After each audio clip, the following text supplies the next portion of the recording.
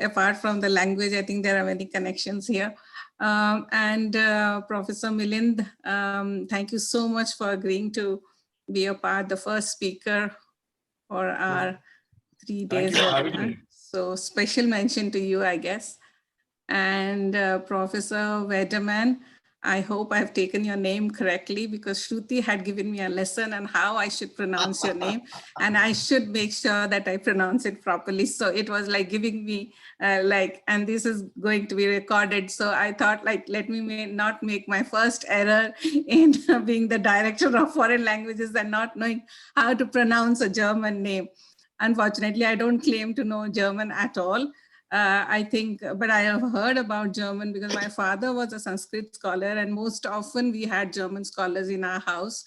Only thing I learned from them is that they were very punctual about everything, and they had their own principles in place. So that was the one thing I learned as a child from all the German scholars that were coming. And Shruti is a perfect example of that. She wants everything to be perfect in time. So she had given me the lessons also that I should pronounce the name properly. At least that's what expected of me.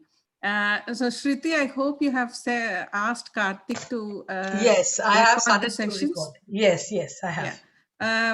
First of all, let me formally invite you or welcome you to our university. And I'm really grateful that you all could take out time during these really difficult times to indulge in 3 days of discussions and debates. And I'm sure that these recordings, if not now, it will be a part of our university archive, and we will always look at this one as the first international kind of conference during pandemic times. So it is a first in many ways. And of course, it is a first because it is kind of touching at a very interesting theme of foreign language teaching, which is drama. I mean, we all are performers, I guess, foreign language teacher mostly so in the classroom and beyond that. But to kind of give it a formal status and bring it to our students, I think is the most interesting and challenging part of the whole language teaching concept, I guess. And I know there are some people who are real stage performers here. So I think they will bring in their practical experience to the theoretical knowledge of language teaching. I would not waste much time. Just to say that our university has been doing we have lots of MOUs with a lot of foreign universities, and our students look up to all these foreign collaborations, and foreign language teaching is one of the most popular, we are one of the most popular departments in the university, I must say. All our language teachers are popular. And German is one of the foreign languages or international languages, that should I say. We also have very exotic combination of Sanskrit being taught by a foreigner, Persian being taught by an Iranian. So we have all kinds of combinations and permutations in our university, and English remains the first language in our university, if not the foreign language. So with that, I leave it to Shruti to take it forward. Thank you. Swati, do you have a question for me? I saw your hand raised. Well, no question. A very warm thank you to both of you, Shruti and Gopa, because courtesy you, I am seeing so many of my friends and teachers on the screen whom I have not met in years. So thank you for this opportunity. Yeah, Gopa, we have amongst us also Professor Madhusani and enthusiastic approach to language teaching, which has resulted in bringing you all together for this webinar. So all the success for it. And I hope I will not waste time, and let's continue with the session. Thank you. I'd like to also bring to everybody's notice that Professor Madhusani has just joined us, and Professor Manfred Schewe. Manfred, machst du bitte deine Kamera an? Hello, Shruti. Hello, colleagues. Hello. There seems to be a problem with the camera. I'm not sure. I have it on. I switched it on, but seemingly the picture isn't there. All right. Okay. So, okay, fine. So it doesn't matter. I hope it will be a different situation tomorrow. Yeah. Well, okay, great. All right. So now let's, the idea was basically to now start with the introductory remarks. Well, and basically, I just want to contextualize the webinar for all of us here. Why? Well, a webinar on theatre and performance in foreign language education. Well, first of all, I'd like to again, like Gopa, extend a warm welcome to all the luminaries, scholars, and students to this webinar on theatre and performance in foreign language education. So I can already see 34 participants here, and thank you so much for this response to our invitation. And I can see people from different countries. Even Anke from Hanover has joined us. And I can see there are so many other people from other places, and students from the Goethe Institute, from universities, teachers. I mean, thank you so much. This is lovely, really lovely. Well, let me begin then. All the world's a stage. We know who said this. In the times of the corona pandemic, however, the stage seems to be in a state of jeopardy. The profession of the theatre artist has faced an insurmountable damage in this pandemic. Now, let me quickly start sharing my screen before I forget. Just a second. And there was a little PPT that I had prepared, and I'd like to show you that, please. Just a second.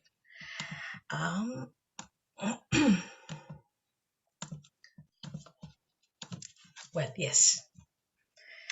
There we go. Can you see my presentation? Yes? We can. Yes, all right, perfect. So let's go on to the next slide. Well, pandemic, as I was telling you, and the profession of the theatre artist has faced an insurmountable damage in this pandemic. Last year, the Berliner Ensemble released pictures of the changes that they had to undertake in order to observe social distancing. That's the Berliner Ensemble for us today. Next slide. Corona and the crisis of the academic. Likewise, the Dasein of academia too finds itself in a precarious Heideggerian zone of Geworfenheit, thrownness. We are indeed thrown in front of our laptops. We are indeed thrown in front of challenges that we were not really prepared for. And we were thrown into the water, and we were made to swim, and we had to swim, we had to survive. This has indeed made many of us aware of the crisis of knowledge. What could better portray this crisis of academia than the first soliloquy of Faust from Goethe's famous drama, Faust, Tragödie, der erste Teil. In what follows now, well, and that's a little outlandish thing that I tried out. Please pardon me if it doesn't really come out well, but let's see. In what follows is my attempt at a short dramatization of the scene Nacht, my first ever take on TikTok videos that was so much in vogue during the pandemic. So I'll share my screen, and please tell me if you can see it. I'm sharing the video. Can you see my video? Yeah. All right. Yes. Okay, just a second.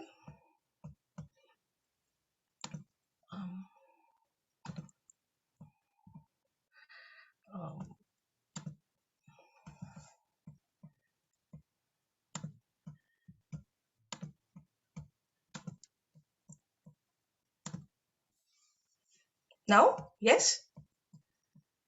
All right. Yes.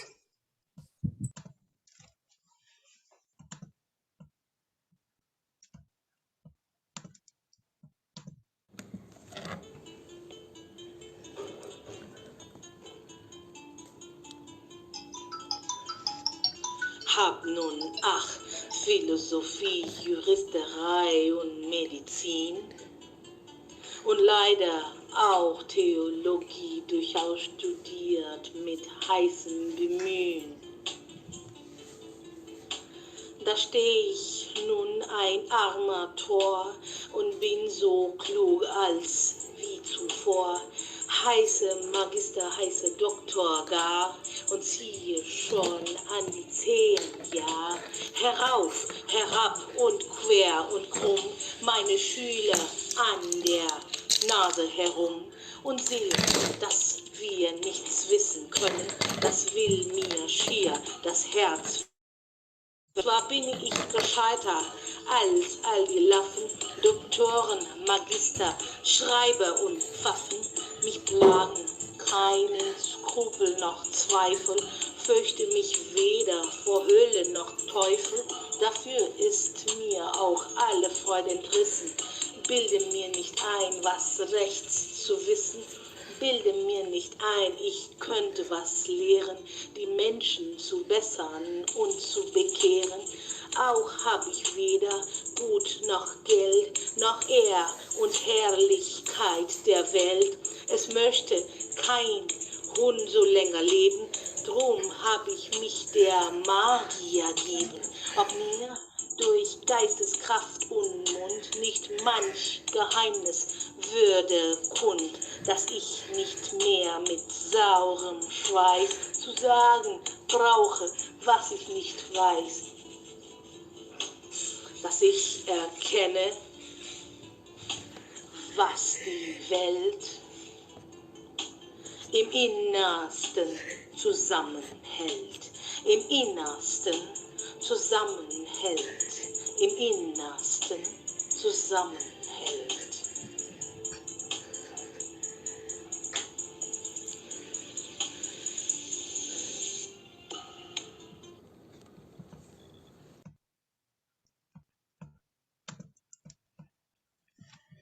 Bravo. Right.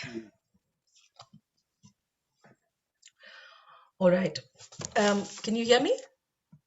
Am I audible? Yes. Yes? Yes. So as is perhaps evident, the crisis of knowledge has led to sheer paralysis and disabling of action. Many of us have felt an existential drang to break free. And that was precisely my emotion when I was performing to this piece. From the constraints the pandemic has posed upon us. Dr. Faust signs a pact with the devil. He surrenders, he says, to Magi, magic. But what does this magic actually mean? Is it about gaining supernatural powers? Is it about hocus pocus? Or maybe mastery at tricks such as popping rabbits out of the hat? Surely not. It is about alchemy. It is about an alchemical readjustment and realignment to set things in perspective at a time of crisis. My next point is, what can a theatre artist teach the academic? Now, for the traditional academic who is satisfied with the abstract, the rules and the theories, the mathematical principles, science, etc., dabbling with the arts, especially theatre, is like signing a pact with the devil. For theatre defies the glorification of the mind and activates a sense of being in the body. It melts away all that has solidified into stark ideology. No doubt it makes the actor more vulnerable. We accept that. Well, the stage is the space. And why so? Because the stage is such a space where the actor constantly negotiates between her outer reality comprising of the audience, of the times, the drama script, and her inner reality that is composed of many things, including her fears and her limitations. But theatre is a great enabler as it helps the actor to be teleported in an as-if zone, als ob, where life's teachings can be learned, practiced, and maybe also mastered. An academic has a lot to learn from the artist. Theatre coaxes the academic to not just teach and throw quotes and citations at her students and expect them to perform well. Performance. This is a different kind of a performance here. When she herself shied away from the act of performance. Theatre teaches the academic the art of embodied action. Embodiment, as defined by Merleau-Ponty in his famous text Phenomenology of Perception, is the process of uniting the imaginary separation between body and mind. It is the process that generates presence on stage. Theatre not only enables the academic to perform, but also helps the academic in thinking about how to perform best. So not just to perform, but also how to perform best, the how, performance. It's not just the what, but also the how, the form. If one looks at the history of German theater, we find, tendentially speaking, two major approaches towards art. One, and I mean now theater, I would be referring to art, but also to theater here. One, that theater has to be of moral usefulness. That is, it has to convey teachings that can easily be applied to everyday problems. All right. So on the one hand, we have the message, well, no, you have to make theater morally useful, or at least useful. The other approach says that it is not supposed to convey teachings that can easily be applied to everyday problems. According to Goethe, says the renowned theatrologist Erika Fischer-Lichte, theater has to rather contribute to the process of unfolding the potential of each individual, of his development into a personality, by inducing a particular aesthetic distance in the spectator. This debate in theater and literature studies about what is the correct approach to the subject is very crucial for foreign language teachers too. The question whether one should teach only what is useful, that is, that which will fetch the students' marks in the examinations or prepare them for the market, or whether one should be also, or the other option is, well, or whether one should also dabble with the idea of the aesthetic. And this is a question that is definitely one that every teacher of a foreign language needs to address. Performance and theater have been prime significance at the Global Languages Center. We have consistently worked in the field of performance in the foreign language education. In March 2019, for example, we had Puneet, you were there. Well, der große Mittag der Studentenaufführungen, where I with my students, we learned and we performed. You can see here, we sang, we did a little theater here, we did a little skit here, and this was also continued in the Jindal German summer school that I conducted later in the summer of 2019, where we had invited Abhiraj Purandare, and he conducted a lovely theater and music workshop for our students. So you can see all kinds of things that we learned there. We did work, we learned, we painted Easter eggs, we wrote Elfchen. So this was, and we sang, most of it that we sang. And all of this was in German. And of course, the painting was not in German. We painted Easter eggs, yes, but it was about Easter, and we learned about the festival Easter. And this continued again in till December 2019. A lot of you were there with us again. Professor Dengle, you were there, and among so many other people, I'm sure, Jaspreet, if you're there, Prakash, if you're there, you were all there. So this was again a foreign language conference at the Global Language Center. This was the first of its kind here at the JGU. And this was on the theme, the art or arts of and in foreign language teaching, where we again had a lot of, we tried to conceptualize the meaning of arts and the art of teaching in the foreign language education. So now let's go on to the plan. So what is the plan of this webinar? Well, you've already read the plan. For all those of you who've perhaps not done so, we've got 3 days. We've planned 3 days here. The first day, it's dedicated to, well, German theater. All right. So that's important here because I, being a teacher of German, we are going to then we're going to focus on the history of German theater. And to do us the honors is none other but our own student here from the Jindal School of Liberal Arts and Humanities, Devanjan Chattaraj. He's in his first year of bachelor's liberal arts. Then today's second and very important talk is on theater, foreign language and understanding oneself by Dr. Milind Brahme. And we're really looking forward to your talk, Milind. Day 2 is tomorrow, when you're going to join us again. And there we are going to meet Professor Manfred Schever again. Yeah. So today we couldn't see you, Professor Schever, but tomorrow we're really, really looking forward to hearing you and learning from you on the topic going performative in language education. I've had the opportunity of being a part of his colloquium, the scenario colloquium, where not just, people from different parts of the world come together, like-minded people who think together about arts, and especially theater, performance, etc. It is a lovely, vibrant atmosphere in the colloquium where we can actually discuss in absolute with delight and talk about the meaning of performance. I'm really looking forward to having Professor Schever speak to us and address our gathering here. Day 3, and that's the tricky one. We've been working on this for the past 2 months, my students and I. So that's the day when our students are going to perform. And I hope everything goes well, really. So wish us luck, please, and wish our students luck. So the students luck. This is going to be followed by a panel discussion on the topic of the significance of creativity, experimentation, performance in foreign language education. And the panelists are going to be Ms. Puneet Kaur from the Goethe Institute, New Delhi, Dr. Swati Acharya from the Savitribai Phule, Pune University, and Dr. Jan Helge Weidemann. He's a DAD lecturer from the University of Delhi. So now, although this was, now the surprise is now yet to come. Although this was intended to be a webinar on theater and performance in foreign language education in general, yeah, I did not really think beyond that.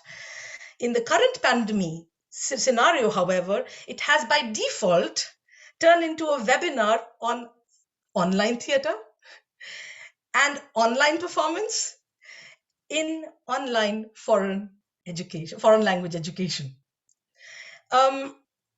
This became starkly evident during our practice sessions with the students, and perhaps we will then also get an opportunity of discussing what the results were and how it actually all came together. So, so I just want to conclude my introduction by just reminding us of the Canadian communication theorist Marshall McLuhan, who in his seminal work, Understanding Media and the Extensions of Man, said, and I'm reminded of you, Milind, again, the medium is the message. Thank you so much for your attention. I dearly hope and we wish we all have a productive webinar.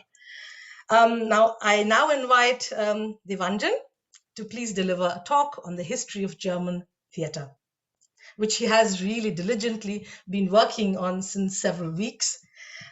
Over to you, Devanjan. Thank you, Professor. So just to make sure, as tradition says, can you hear me? Can you see me? Yes. I'm going to share my screen, and I am not going to be going full screen in case there was what anyone had been expecting. So just a second.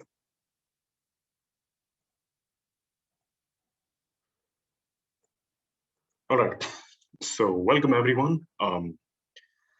Today I will be talking about, rather elaborating on, and as the title says, reconstructing the history of the German theater. Now this is a rather vague term, so quick disclaimer. History in general is incredibly nuanced, as all of us are aware. So, and to attempt to reconstruct all of the history of theater in Germany within a time frame as limited as 40 minutes or perhaps a little more is an impossibility. So instead, we're going to be looking at theater in Germany through a particular angle, that of the different styles that have been prevalent in German theater throughout the ages. We're also going to be looking at primarily be looking at the major contributors to these styles and their contributions. And we'll also simultaneously be taking a look at the physical development of the theatrical stages, physical stages throughout the eras we will be covering. Now, another thing, I am in my first year, so my pronunciations, again, I'm still learning. So if I do make an error here and there, I hope you will be gracious enough to excuse me. So let us begin. Before we get into it, the midst of it, a quick premise. Germany was a relatively late bloomer when it came to the establishment of theater. This was because Germany wasn't really Germany. It was divided into 360 states of each with their separate laws, populations, and the invariably despotic regimes. Now, along with this, there was no Paris or London to provide a cultural capital to Germany, and nor was there any substantially cultured bourgeois public to provide a dependable theatrical audience. And along with that, even in courts where sophisticated entertainment was available, this was imported from either France or Italy. German as a language was held in extremely low regard, even by Germany's own greats, including Leibniz, the philosopher, and even the national hero, Frederick the Great, who famously said, German is a language fit only or suitable only for speaking to one's horse. And due to a lack of a consistent theatrical audience, there was no standing theater, and the performers of the early era of German theater were largely traveling or stolen players who would go from place to place delivering performances. And you can see here a painting depicting stolen players of the 18th century Germany. They used to devise their own props and costumes and travel from place to place, and were treated in a way similar to what beggars or vagabonds were. Now, these two pictures here are of perhaps the oldest theatrical tradition in Germany, that of the Oberammergau Passion Play. It began in 1633, in the middle of the 30 Years' War. The people, or rather the villagers of Oberammergau, swore an oath that they would perform the Passion of Christ every 10 years, and they have been abiding by this ever since. Moving on to our very first style or era of German theater would be the Enlightenment. Now, there were two major contributors to this, Johann Christoph Gottsched and Gotthold Ephraim Lessing. Gottsched was a prolific translator, lecturer, and literary theorist. He believed that he embraced the spirit of the German Enlightenment and believed literature should educate and not simply entertain, educate, edify, and wanted to create a single literary German language. Gottsched's essay Versuch einer kritischen Dichtkunst für die Deutschen, that is the essay on a German critical poetic theory, provided examples for German writers to follow. His principal criterion, this is important, for the production and reception of literature was a reason and not superstition. Gottsched initiated reform of the German theater aimed on the one hand against the Baroque extravagance of the aristocratic theater, and on the other against the vulgarity of popular theater. He introduced tragedies and comedies, conforming to the models of French classicism, which would become his trademark in the years to come, and expelled from the stage the popular figure of Hansworth the clown, and everything this clown brought to the stage in turn. Along with him, the other major literary contributor in this period was Gotthold Ephraim Lessing, who wasn't really too kindred towards Gottsched, if we can say that. Through his own impressive output of plays, he became the father of modern German literature. And he surmounted Gottsched's scriptures and famously said, nobody will deny that the German stage owes a great share of its early improvement to Professor Gottsched. I am this nobody. So with this play, Miss Sarah Sampson, Lessing introduced to the German theater a new genre, the bürgerliches Trauspiel, or the bourgeois tragedy. It demonstrated the tragedy need not be limited to the highborn, because, you know, bourgeois literally means in the middle class.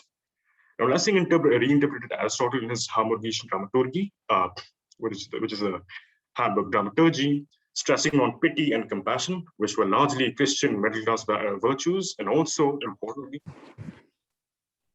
established Shakespeare as the model for German dramatists to follow.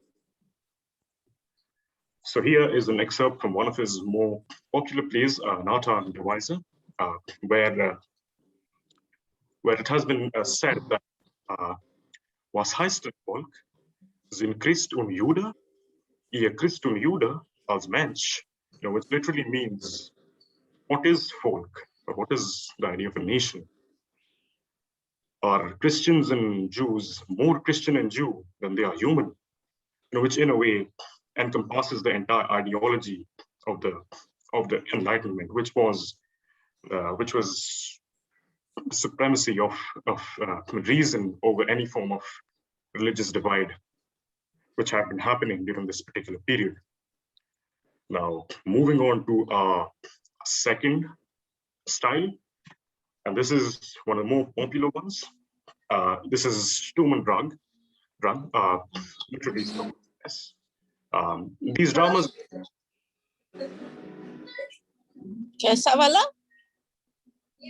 Unified life's wild, chaotic nature as opposed to the cool, unfeeling view of the Enlightenment. Someone's mic's on.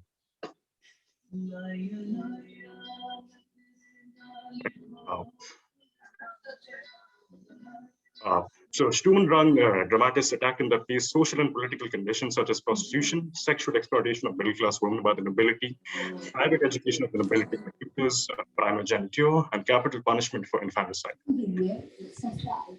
This, of course, was extremely political. And this helped launch Johann Wolfgang von Goethe, most famous German literary by means of his epic Goethes von Berlichingen. And similarly, it also introduced yet another fine. Excuse me, this mic is on. Can you please pick it up? It's a little mic.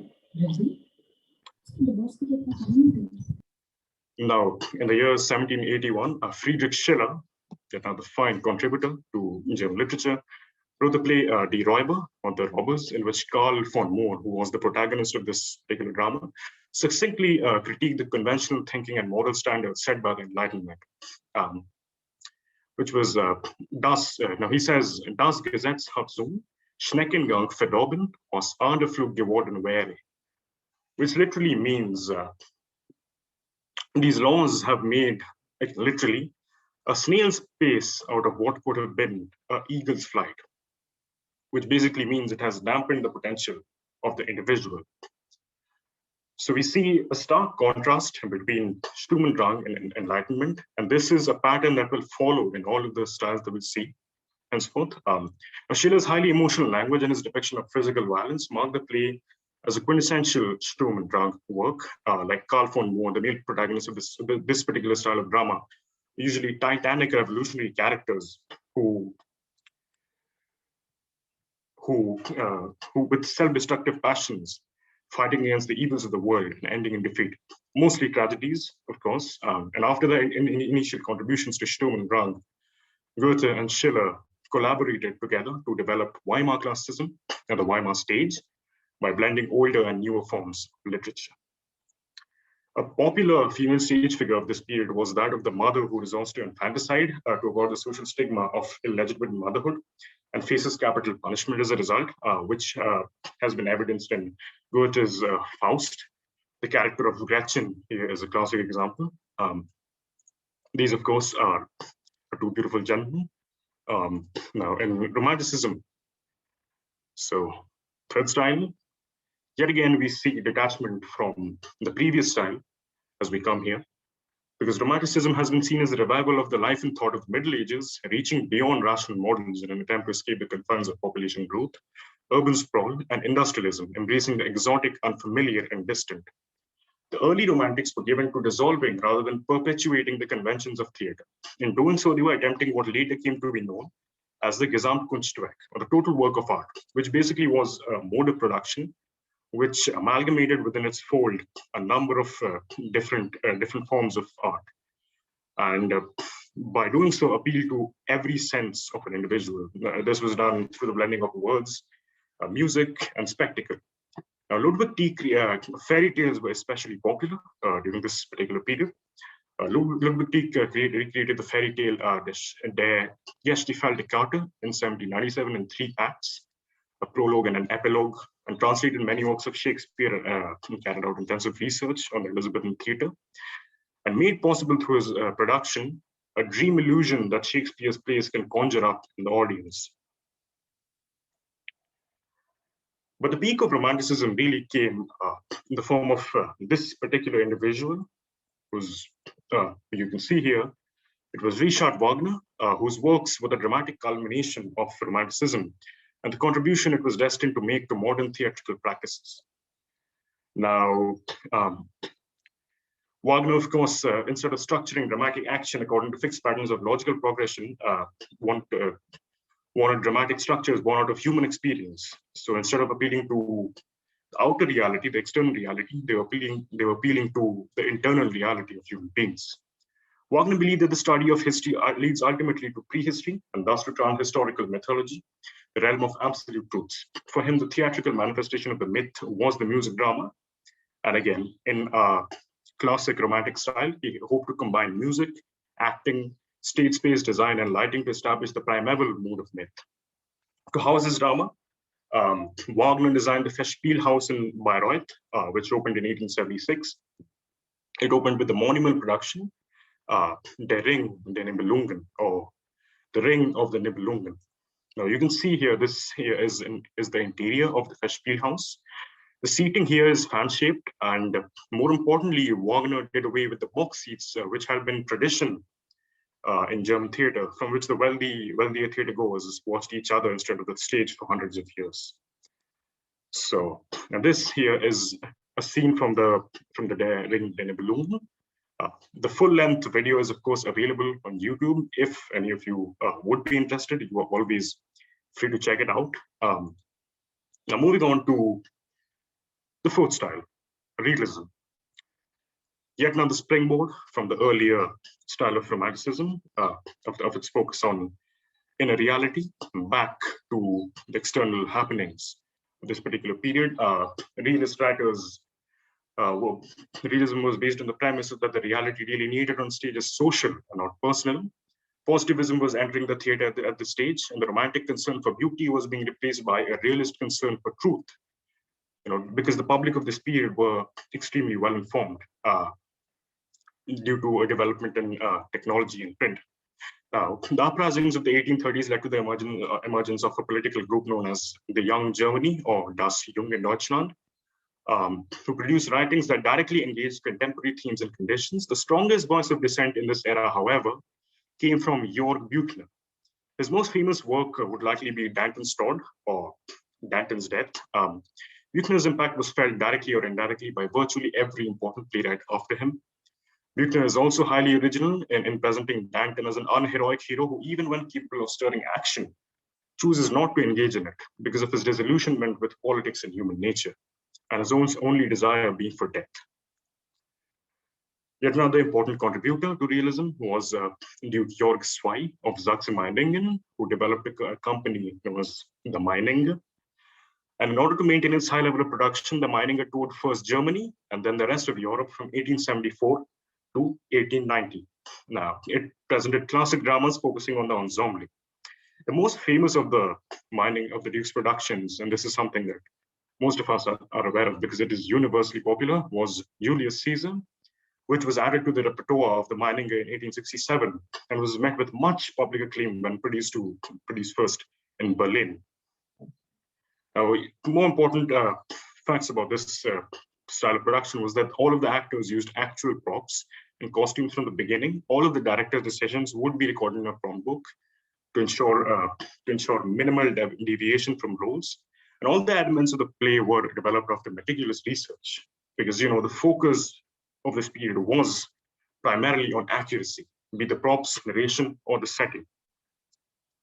As you'll be able to see here, the Meininger's Julius Caesar, the entire performance tried to stay as accurate as it could to its origin. You can see the clothes, the props, and everything. And this here is Das Meininger Staatstheater, which was considerably luxurious because the owner of this was a duke after all.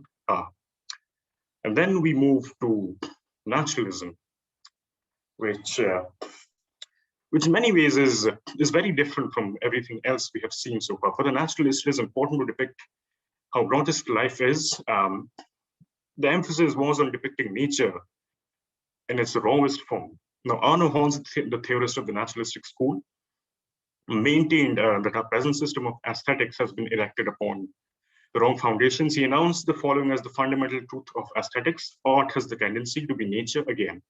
Art becomes nature to a degree determined by the conditions of reproduction and the manner in which they prevail in each specific case. To make this simpler, a formula has been provided, which is Kunst, which basically means art, equals Natur or nature minus X. Now, X here is any form of aesthetic or artificial modification that is done to nature in order to make it art. Now, according to Halls, X should be limited to the degree possible, made absolutely minimal, because only then would nature be expressed in its true form. In 1889, the critics Otto Brahm and Paul Schlenther organized their own German free theater, the Freie Bühne. This had primarily been done because of the extreme censorship that was prevalent during this period. In a private theater, they would be able to stage any play they wanted without political intervention. And the regular theater was well beyond the affordability of the Berlin proletariat. And during the late 1880s, several social organizations began developing plans for a workers' theater. So this idea became popular and resulted in the opening of the Freie Volksbühne by Franz Mehring. Now, by the 1920s, there were more than 200 Volksbühnen scattered across Germany with a combined membership of more than 630,000. Extremely populous considering the period. Now, moving on, one of the more popular naturalists from Germany was Gerhard Hauptmann. Man was to Hauptmann, as he is to every naturalist, a mere natural object, similar to, say, a rock or a tree. In his play Die Weber, for example, it is shown how the old Baumer changes from a humble and timid creature to a rebel. But the change is shown only in his external physiological bearing, not by any form of psychological or internal development, which make humans human. Also, most of the characters are proletarians struggling for their rights. There is no central figure in the play. Instead, it's dominated by collective weavers who are fighting for their rights. This here is the theatrical poster of Die Weber. And this is the Freie Volksbühne in Berlin, which is often, due to the nature of its establishment, has often been used for sending out political messages, as evidenced here. You can see the sign which says "Fuck off America." And these, of course, are the pictures of the three major contributors to the nationalist movement. Now we come to our ultimate style that we're going to be discussing today, which is expressionism. And I'll make the admission that it's also my favorite. Expressionist period spanned the period of World War I, which changed the nature of the movement. Before the war, expressionism was largely concerned with screaming protests against rampant materialism and the loss of spirituality. In this period, the coming war was seen as a necessary agent of purification for society. Expressionists abandoned nature and sought to express emotional experience, often centering their art around inner turmoil, catering to the human psyche, whether in reaction to the modern world, to alienation from society, or in the creation of a personal identity. Now, their works, the works of this expressionist period, be it art, be it dramas, be it plays, they tended to be primarily provocative in nature, appealing to the audience's conscience, forcing the viewers to contemplate by shocking them, and aiming to unsettle them. Now, this is evidence in some of the paintings that you see in this period, most of the paintings rather. Here is Der Schrei der Natur by Edvard Munch, and this is Gelbe Kuh by Franz Marc.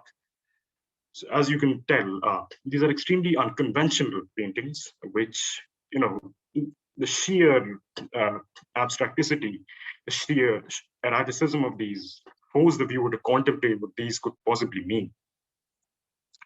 And like Romanticism, the focus is on subjectivity in the creative mind. The backdrop is almost always urban. The action of many expressionist plays was fragmented into a series of small scenes or episodes. This style of theater was called the Stationenraum, or the station. Now, in this particular form of theater, there was no temporal or narrational progress of scenes one after the other. Instead, there were switches of juxtapositions of perhaps different parts of the conscious or the subconscious, and this again extremely abstract, which was what Expressionism always intended to do. In Ernst Toller's Masermensch, or The Man and the Masses, in 1920, the scenes alternated between reality and dream throughout the play. The characters in Expressionist dramas were often impersonal or nameless.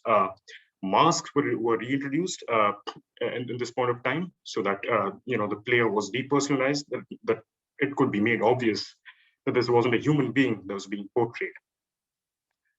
And in Toller's Die Wandlung, or Transfiguration, the soldiers on the battlefield had skeletons painted on their costumes. This is just an example, of course. Characters were frequently presented as fragments of a unified consciousness, which you can see here, Die Wandlung by Ernst Toller, and this is the man himself.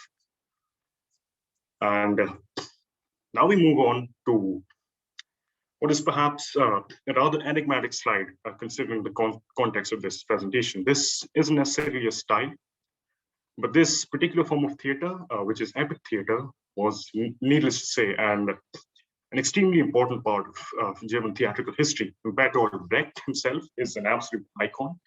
He was a fiercely political and powerfully innovative German playwright, poet, theorist, director. He believed theater had a duty beyond mere reflection of society into shaping society and changing it. He argued that the theater should not seek to make its audience believe in the presence of the characters on the stage and should not make it identify with them, but should rather follow the method of the epic poet's art, which is to make the audience realize that what it sees on the stage is not happening there and then, but is rather a presentation of past events that they should watch with critical detachment. Hence, the epic theater is based on the Verfremdungseffekt effect, or the alienation effect, that reminds the spectator that he is being presented with a demonstration of human behavior in scientific spirit and not an illusion of reality. Now, a number of devices were used for this. Brecht himself used a combination of traditional devices and technology, traditional devices such as choruses and handmade placards, but also technology that was still a novelty for theater makers in the 1920s, such as slide or film projections, revolving stages, loudspeakers, blaring music, or sound effects. In 1949, Brecht went to Berlin to help stage Mutter Courage in Ihre Kinder with his wife, Helen Weigel, in the title part, at the old Deutsche Theater in the Soviet sector. This led to the formation, in turn, of Brecht's own company, the Berliner Ensemble, and to a permanent return to theater in Berlin. Now, as we were talking about devices, one of the most important devices that Brecht used in his plays was the breaking of the fourth wall, where basically a character that was previously a part of the play would suddenly address the audience, which would be absolutely bizarre because it's not something you see every day, is it? And this in many ways kept the audience engaged and kept their attention on the play. Extremely effective, and this here is the interior of Brecht's Berliner Ensemble. It has been subject to a lot of change over the years, but this is the most popular design. And this is a poster from Brecht's the Drei Groschen Oper. There is a three-penny opera. It's the name itself is a juxtaposition because the opera was for the aristocratic classes, but 3 pennies, of course, are an extremely low amount of money.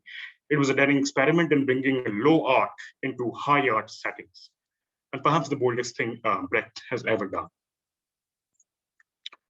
Before we get to the conclusion, I would like to remind all of you, everyone that's been watching, that as I mentioned, history in itself is incredibly nuanced in nature.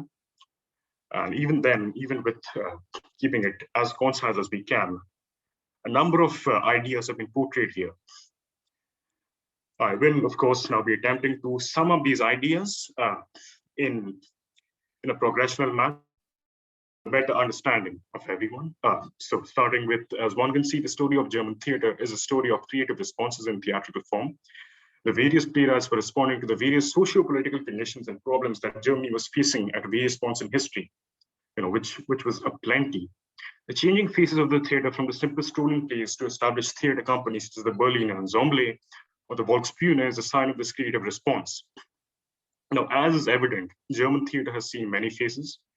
Today, they all exist as a wide range of possibilities of representation. The transition from non-existing national theatrical tradition to a tradition of theater led by reason was the first and foremost step towards the consolidation of German theater as a serious institution of cultured people. As we discussed, this was pioneered by GOTTSCHED and Lessing, you know, the Enlightenment, and the overemphasis on reason, however, led young minds to dissent and embark on a tradition led by feelings, STURM and DRANG. This led to the breaking away from the moral dictates of their day. This was also accompanied by the romantic project of self-discovery via an engagement with mythology, with the dream and all that was distant and exotic. Romanticism. The emphasis on the inner being and subjectivity was in turn countered in various degrees with the traditions of realism, where not dream, but reality and truth were emphasized upon. Hence, the human subject was seen as a political being with an active role to play in the changing the society in this particular style. And although naturalism subsumed the human subject under the force of nature and natural laws, and the expressionism was directed towards shocking the audience to highlight the struggle of the individual in hostile civilization, they played an important role in critiquing the society. So, to sum it up, you can see that all of these different styles, they are vastly different from each other. But in essence, they were all attempts at either reforming society or providing relief from the extreme political consequences and turmoil that had been taking place in this period. And that perhaps is the most important trait of this period of German theater that we just discussed. It was an antidote to every poison, every political poison that had been prevalent during that period. So now I would like to extend a word of thanks to this particular work by Simon Williams and Mark Hamburger, which is the history of German theater. Without this, it absolutely would have been possible for me to even think about these ideas that I discussed, nor would it have been, needless to say, possible to make this presentation. Of course, we aren't just done yet, so I would urge you to stay, because we're going to have a quiz. And the link for this quiz, as you can see here, is going to be shared in your chat boxes. Please go and take part in it. You're going to have 5 minutes for it. There are 20 questions, all completely based on what we've just discussed. So I'm sharing the link, and at the end of the play, there's going to be an option called the leaderboard. You can enter your name there, and your score is going to be posted. The top 10 scorers are going to be listed. So again, this is just for fun. You can always not participate if you want to, but I would highly urge that you do. So see you. I'm sharing the link on the chat.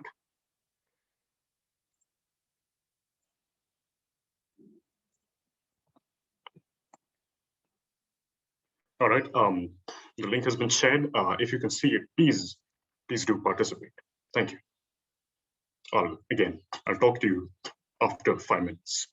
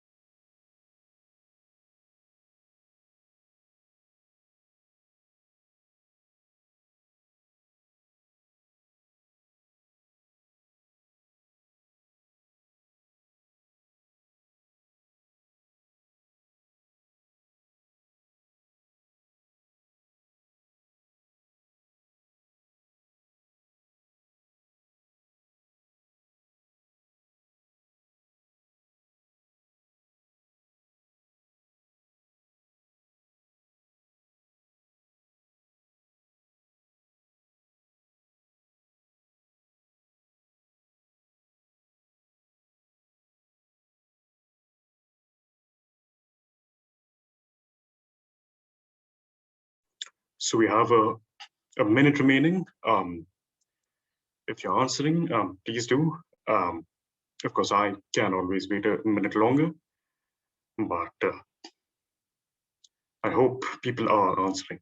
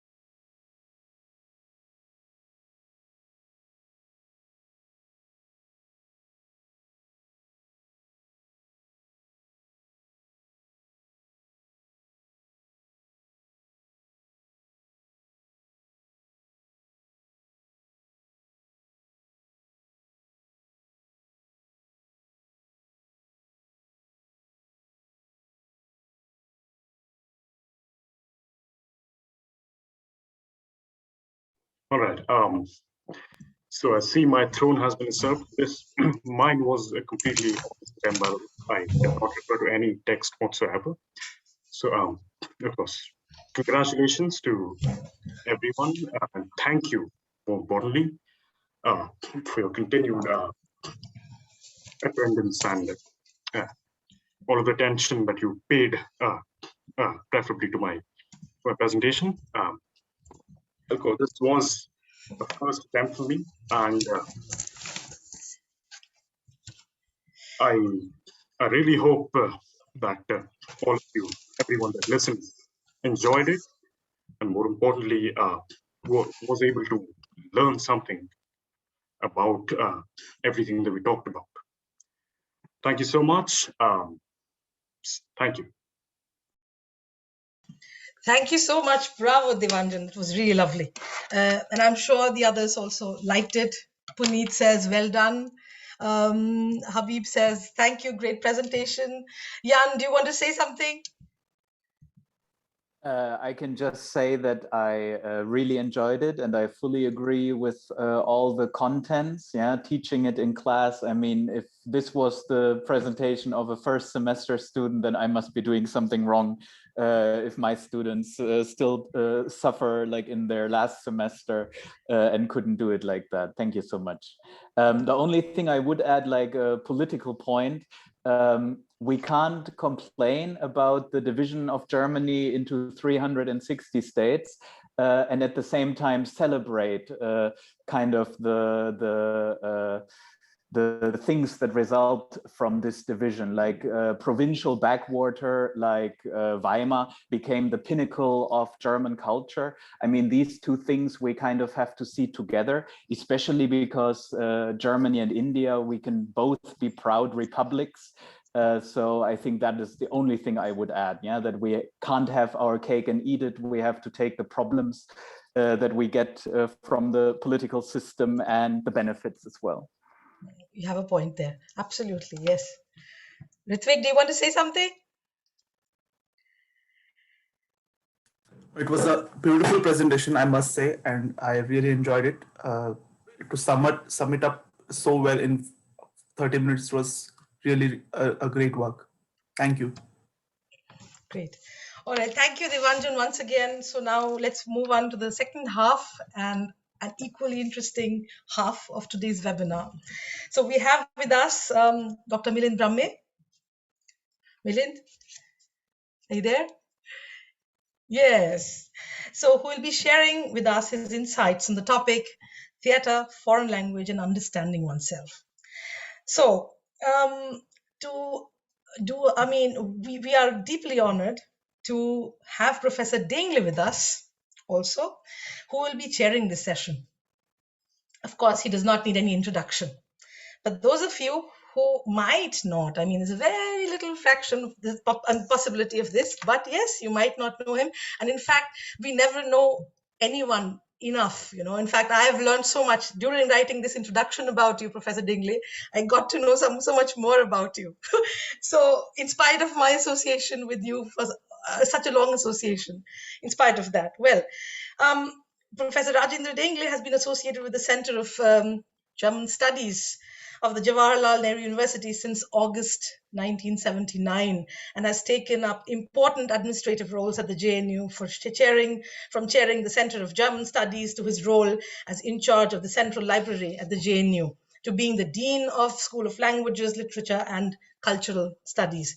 His main areas of teaching have been theories of literature, history of German literature, modern German literature, phenomenology of literary communication, cultural studies, to name only a few. Well, Professor Dengle has also been the secretary of the Goethe Society of India and has been the editor and is the editor of was the editor of its yearbook from 2004 to 2010, etc., etc. But now, in today's context, what is also very, very important, and that's what I want to highlight while introducing Professor Dengle, in addition to be an academician, and that's what I would like to also say about Madhu, but that comes tomorrow. He is an artist, and that is something that we should perhaps also, we don't know much about that. Professor Dengle is a passionate studio potter since 2003 and has participated in group shows at the Lalit Kala Academy, India Habitat Center, Sanskrit Kendra, and Triveni Kala Sangam in Delhi. Theatre. Well, who knew Professor Dengle has had a long association with the world of theatre in India. He has worked in the Children's Theatre Wing of the Progressive Dramatic Association. So PDA, as they call it in the short form, later became Theatre Academy, experimental theatre. Professor Dengle has acted in one-act plays in Marathi, in My Fair Lady in English, and in Ghashi Ram Kotwal. Theatre Academy and the Film Institute had a great relation when Girish Karnad was its director. Professor Dengle has also acted in Ketan Mehta's diploma film when he was studying direction there. So the film was a Hindi adaptation of Brecht's Exception and the Rule. At the JNU, after failed attempts to do theatre, Professor Dengle, along with, he succeeded in doing Lampenschirm, Quart Götz, and 2 or 3 performances of Silent Quart is in Session by Vijay Tendulkar, translated into German. And this brings us to the link here, the link to Dr. Milind Brahme, because he was one of the actors in these performances at that time. So over to you, Professor Dengle. Thank you so much, Shruti, for this kind introduction. And I wish to thank Professor Gopa, Nayak, and Devanjan for your brilliant presentation.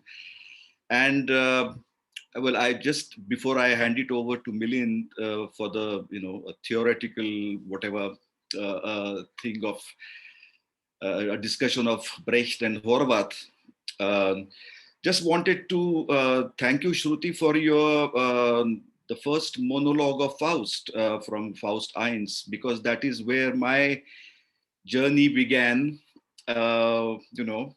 You won't believe this, but I mean, I was Devanjan in the second year BA, and I was made, quote unquote, to act Faust, And I today, if you ask me, if I look back, I don't even know whether I had any clue as to what I was saying, but it was the texts which we had learned by heart.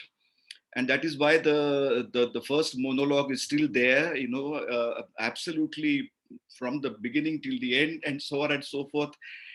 And well, it was an amazing time in Pune. Pune University German Association had a very vibrant theatre wing. And I really would have loved to have Professor Manjari Paranspe, who retired a few years ago. And because both of us did a lot of theater together, German theater together. We did radio plays together, like Bilanz, for instance. We did Maria Magdalena. She played Clara. I played Meister Anton. Then, and these are texts which are there, in my mind.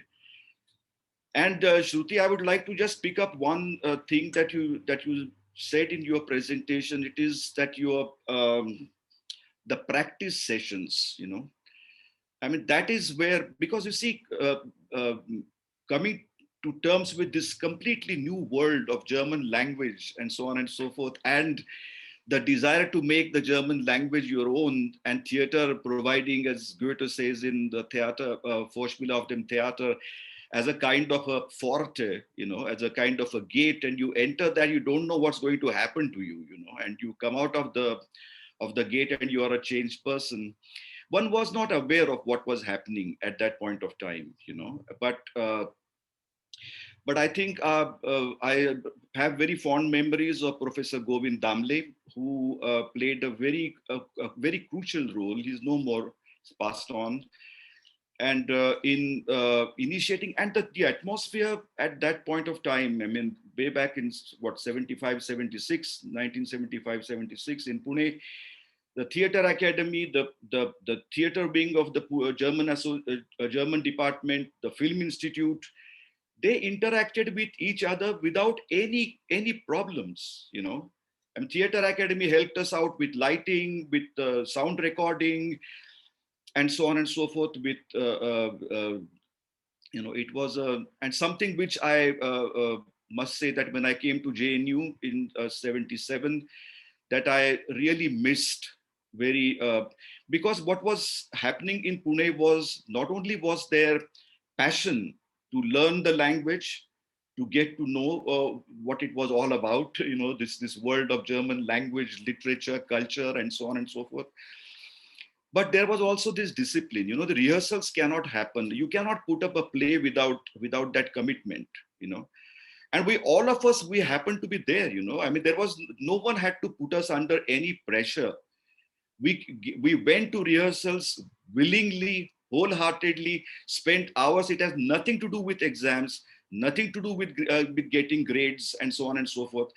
And well, I just heard in the other webinar thing on dystopia and utopia and so on and so forth. You know, I don't want to sort of get into that business, but it was an absolutely wonderful. Till, of course, we then in JNU translated Vijay Tendulkar's Shantata Court Chalu Ahe, Silence Court is in session, into German collectively, and then had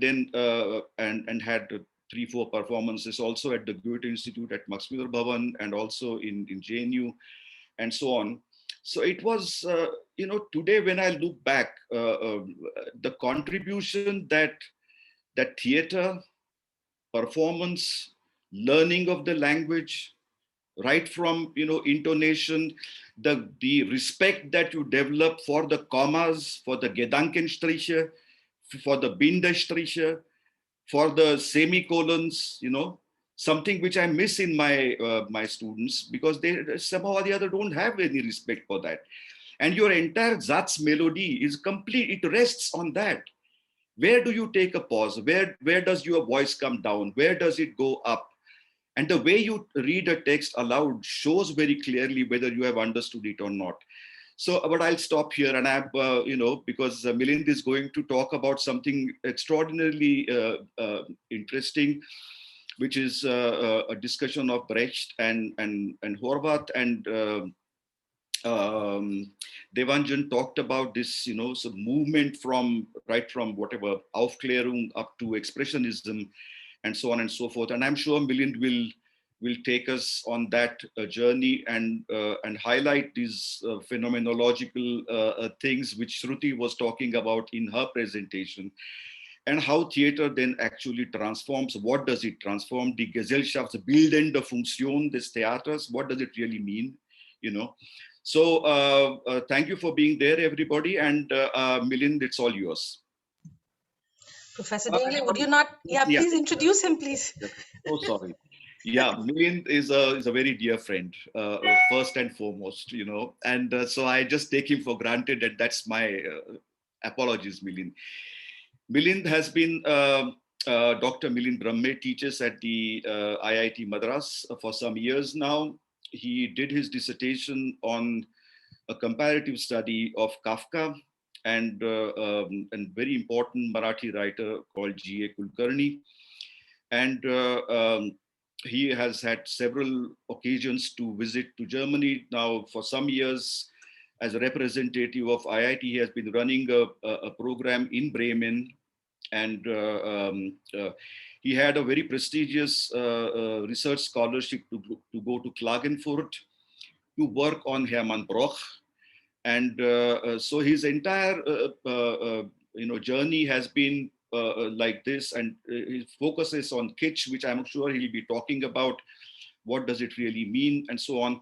Apart from that, Milind has been also deeply involved in this whole business of education. In Dalit studies, for instance, he has been chairing sessions of Dalit literature in Madras, and Sarva Shiksha Abhiyan, where he tours or used to tour at least villages in Tamil Nadu, and got to know what education is doing to us, or what we can do to us through education, in the smallest hamlets of Tamil Nadu. So he's extremely rich in experience as far as his knowledge of this business of das eigene und das Fremde and so on and so forth. These are heavily loaded terms, but he's someone who lives it.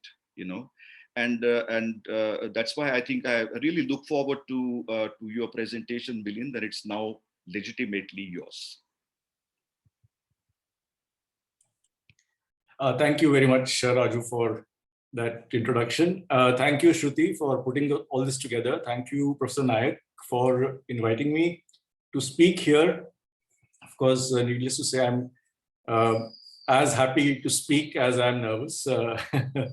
But that apart, first of all, I would just like to say a little bit about what Professor Dengle spoke about in terms of the centrality of our involvement in theatre, with the kind of positive effect it has on how one actually internalizes a foreign language. And it was a great pleasure and honor to be part of the theatre group at JNU, and to be part of that wonderful experiment of translating Vijay Tendulkar into German and then also putting it up. We also, by the way, then later on continued with the student group that did an attempt at staging Horvath, and we did put up Figaro lässt sich scheiden, 2 or 3 performances of Figaro in JNU and at the Goethe Institute in Delhi.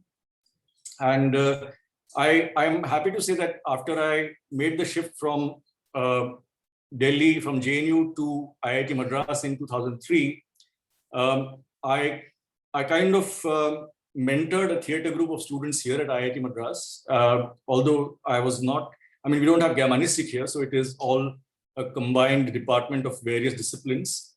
But there were enough students who were interested, and we did start a theatre group called Nomad Players.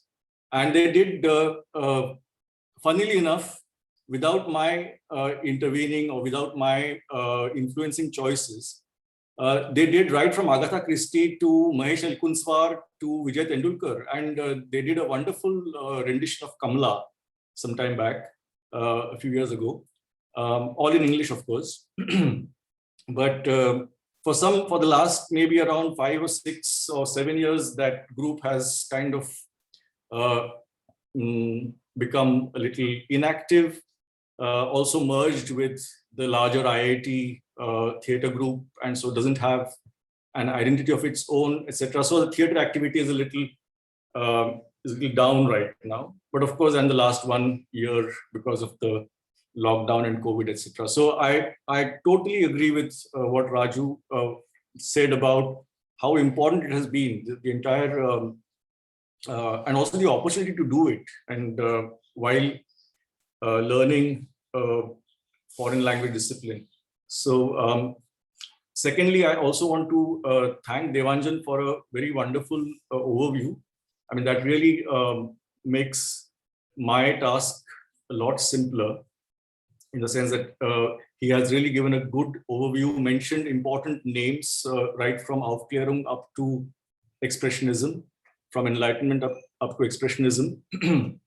And that the fact that he ends with expressionism also is a good thing, because that is where I would like to begin my presentation. And then it is not linear as Devanjan's was. It is much more of a back and forth between playwrights, between issues, concerns, etc. And so with that much of a prelude, I'll just share my presentation. I'll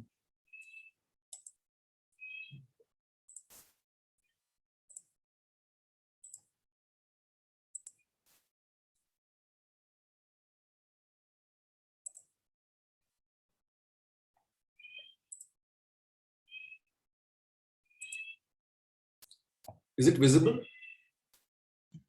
Yes, it is. So, yeah, foreign language theater and understanding oneself. This was something that Shruti and I had discussed when she was putting this entire webinar together, and it is a challenge, I must say, to talk about history of German theater and connect it with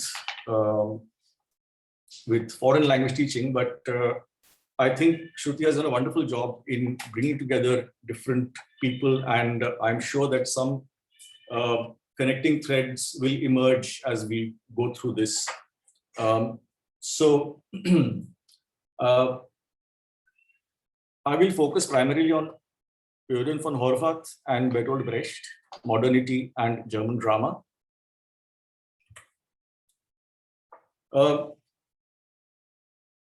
But I'll begin with the time, understanding the time during which naturalism and expressionism, the shift or that period, and I'll do that. Try to understand the time during which Horvath and Brecht wrote through a small collage of quotations. I mean, what you see on the screen are only the keywords from the quotation. I'm reading it here from a printout that I have. I hope it's audible. The first quotation is from Hermann Bahr's Die Moderne, which was published in Hermann Bahr, Studien zur Kritik der Moderne, which was published in 1894. And Bahr says, I dived into the books to read what the wise men say, and I listened to the heart, to the throbbing of my desire. Everywhere I asked with this quaking, hungry eagerness, and nowhere was an answer to be found. A deep anguish pervades our time, and the pain is no longer bearable. The cry for the Savior is universal, and there are crucified prophets everywhere. Is it the great plague that has come upon the earth? Perhaps we're at the end, at the death of an exhausted human race, and these are the last spasms. Perhaps we're at the beginning, at the birth of a new human race, and these are just the snow slides of a new spring. We are rising to the divine, or we are plunging into annihilation. Whatever be the case, there is no staying where we are.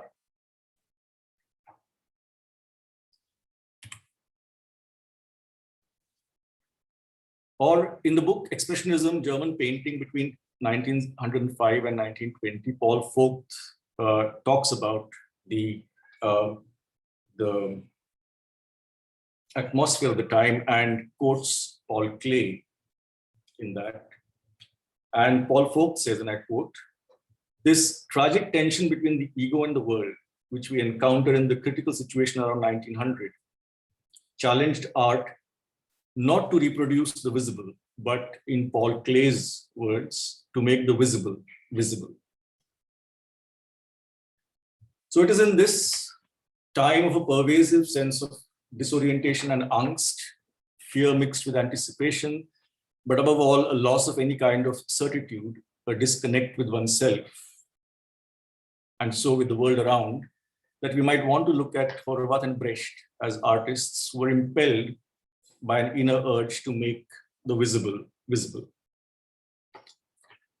This is where I'm starting from. Going back very briefly, I think Devanjan has done a great thing by providing a lot of background to this. GOTTSCHED's Gebrauch an GOTTSCHED's user's manual, so to say. That is the Versuch einer kritischen Dichtkunst for die Deutschen. That's his essay on critical poetics. I'll just read very briefly what GOTTSCHED writes. Quote, the poet may choose for himself a moral proposition, which he wants to impress upon the audience in a sensory way. Of eine sinnliche Art is what GOTTSCHED says. To that he adds a universal or commonly known fable, which might illustrate the truth of the proposition. Then he looks in history for famous people who have encountered something similar. And from them he takes the names of the characters or the characters of his fable in order to give it a certain standing. Now to compose the fable, to construct it plausibly and to realize it well, that is the most difficult part of a tragedy. That requires it to have a threefold unity, if I may say so, the unity of plot, time, and place. So this threefold unity was very important for GOTTSCHED, and Wahrscheinlichkeit is the word that he uses, verisimilitude, that that the audience has to be able to believe what it is seeing. So this user's manual written by GOTTSCHED in the first half of the 18th century called for one main plot to be played out in one place over a period of time that is one with the time spent by the audience watching the play. Everything had to be wahrscheinlich or very similar so that the audience would not disbelieve and could be educated. I think Devanjan made the point that GOTTSCHED wanted to, I think one of the good things that I have noted down from his presentation was that there was no dependable theatrical audience in that sense. The quote unquote cultured bourgeoisie. Now that is a phrase that we might want to problematize later on, especially when we come to Horvath and Brecht. But there was no cultured bourgeoisie at the time. And although we do, when we talk about GOTTSCHED and then Lessing and then Sturm und Drang in the context of literary history, we do look at GOTTSCHED as a bit of a straitjacket. But I think it's important to understand what his project was in that sense. And that point was well made by Devanjan also. Then Lessing to Hebel, I've just taken this very brief tour actually. Emilia Galotti is something that we read primarily. There is a wonderful series that is supported by the Reklam Verlag also online, which is called Weltliteratur to Go. It is very reductive, but it's also funny. It uses Lego characters to actually play out plays which are part of world literature. And actually, when that in that video, if you watch it on YouTube or wherever, you will find that they say that it is actually an honor killing, and it has no place in today's society, or in Maria Magdalena Clara's death. Whether it was an inculcation and an internalization of bourgeois patriarchal values, but that point also has come in Devanjan's presentation. Leading to Meister Anton's famous closing words, which were Ich verstehe die Welt nicht mehr. Sturm und Drang, which was also called as the drama of dissent in the earlier presentation. Büchner, Kleist perhaps, and Faust could be, and some others also, could be taken as exceptions during this period, but otherwise it was with Hauptmann and the later realists and naturalists where the explicit engagement with the socio-political dimensions began. It was post-Hauptmann or post-naturalism that art is forced to look again at tradition because it needs to become modern again. I mean, in a sense, I kind of thought that it was at one point of time what GOTTSCHED did was also a kind of modernization, and then it needed to become modern again at this point in time. I think it might not be a bad idea to read quotation about Nietzsche and then from his Unzeitgemäße Betrachtungen, untimely observations. So in an introduction to Nietzsche in a very old Indian reader of German literature, which is called Classical Readings in German Literature, the editors say, Nietzsche proved himself a clear-sighted social critic in an early work, his Thoughts Out of Season. After the victory over France and the foundation of the German Reich in 1871, Germany experienced a tremendous advance in power, security, and wealth. The exultant optimism of the bourgeois knew no limits, yet the material affluence of the bourgeois society was accompanied by a remarkable lack of ambition and productivity in the intellectual and cultural spheres. What was regarded as culture was in fact a superficial and tasteless pseudo-kultur, here exposed by Nietzsche. I mean, they've given an excerpt from Unzeitgemäße Betrachtungen in this book. Warning, imploring, he takes a stand against time, which, despite material progress, allows its true civilization to perish, unquote. Nietzsche saw this pseudo-kultur as a quote, a delusion capable of turning our victory into a complete defeat, into the defeat, indeed, the extirpation of the German spirit for the benefit of the German Empire. So there is a need for a felt need for a renewal. This is where we can kind of place writers like Brecht and Horvath, whom we are discussing today, where they come from, where their inner urge comes from.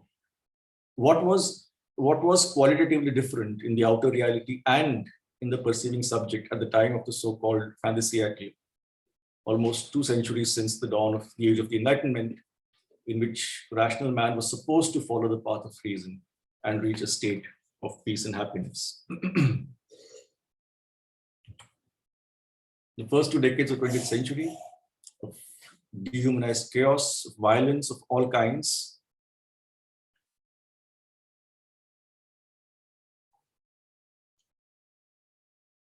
the point is that the individual inhabiting this chaos also sensed the chaos inhabiting his inner self.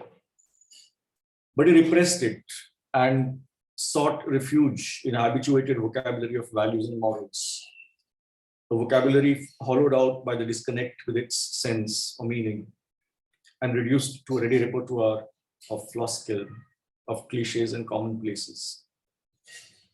As we know, this is a very tumultuous period, and it's a tumultuous period. I mean, you had Marx, you had Nietzsche, you had Freud. There is in science, you have Einstein, and all sorts of things. So making sense of all this was one of the main concerns. If art, in the case of Brecht and Horvath theater, were to be able to respond adequately to this situation, it needed to salvage reason, ideas of justice and freedom and brotherhood. It needed to recoup language, so to say, so that words regained their meaning and the individual could find a way to reconnect with his inner self as much as with the reality around him. It needed a renewal in this sense, and that demanded a renewed emphasis on reason which was not uncritical, a dialecticism in which the teacher was as much a learner as the intended learner himself, a critical observation of reality, inner as much as outer. But above all, it called for a dispassionate acceptance and, first of all, an acknowledgement of the crisis. We also have, at this point of time, something called die neue Sachlichkeit, new objectivity, shorn of kitschy sentimentalism, which is not to be confused in Schiller's sense of über naive und sentimentalische Dichtung. So not in that sense, but in the sense of kitschy sentimentalism, sentimentality. As Horvath says in his autobiographical note, was morsch ist, soll zusammenbrechen. Und wäre ich morsch, würde ich selbst zusammenbrechen. Und ich glaube, ich würde mir keine Tränen nachweinen. What is rotten and decayed should collapse of itself. And were I rotten and decayed, I would myself collapse, and I think I wouldn't shed a tear over it. It's just my translations, functional translations for this presentation. Or in the Randbemerkung to his play Glaube, Liebe, Hoffnung, when he says, in allen meinen Stücken versuchte ich, möglichst rücksichtslos gegen Dummheit und Lüge zu sein. Erkenne dich bitte selbst, auf, dass du dir jene Heiterkeit erwirbst, die dir deinen Lebens- und Todeskampf erleichtert, indem dich nämlich die liebe Ehrlichkeit gewiss nicht über dich, denn das wäre Einbildung, doch neben und unter dich stellt, sodass du dich immerhin nicht von droben, aber von vorne, hinten, seitwärts und von drunten betrachten kannst. So for those who are not learning German, I've just done a very rough translation of this, a very important quote. In all my plays, I tried to be uncompromisingly against stupidity and lies. Recognize yourself, please, so that you acquire for yourself that serenity or even playfulness, which eases for you your life and death struggle, where dear, simple honesty might allow you to be certainly not above yourself, that would be vanity, but surely beside and below, so that you can observe yourself not from above, but from the front, the back, sideways, and from below. Or Brecht, quite in tune with Marx when he says, don't expect theater to satisfy the habits of the audience, but to change them. Or even in The Life of Galileo. Oh, sorry, I missed one slide. That was another point about Horvath was his celebration of his Heimatlosigkeit, or his homelessness. So a very important quote, Heimat kenne ich nicht. Ich bin eine typisch alt-österreichisch-ungarische Mischung, magyarisch, meine Muttersprache ist Deutsch, gehöre also dem deutschen Kulturkreis an, dem deutschen Volk. Allerdings der Begriff Vaterland, nationalistisch gefälscht, ist mir fremd. Mein Vaterland ist das Volk. Ich habe keine Heimat und leide natürlich nicht darunter, sondern freue mich meiner Heimatlosigkeit, denn sie befreit mich von einer unnötigen Sentimentalität. See, again, this the emphasis on being free of an unnecessary sentimentality is very important with modernity as such, actually. Coming to Brecht, don't expect the theater to satisfy the habits of its audience, but to change them. Or in The Life of Galileo, nowadays, anyone who wishes to combat lies and ignorance and to write the truth must overcome at least 5 difficulties. You must have the courage to write the truth when the truth is everywhere opposed, the keenness to recognize it, although it is everywhere concealed, the skill to manipulate it as a weapon, the judgment to select those in whose hands it will be effective, and the running to spread the truth among such persons. Unquote. To combat lies and ignorance, the keenness to recognize it, although it is everywhere concealed.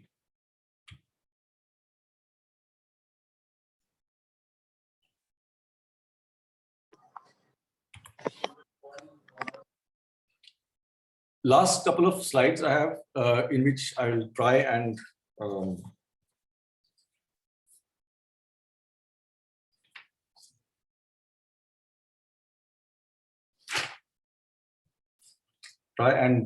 summarize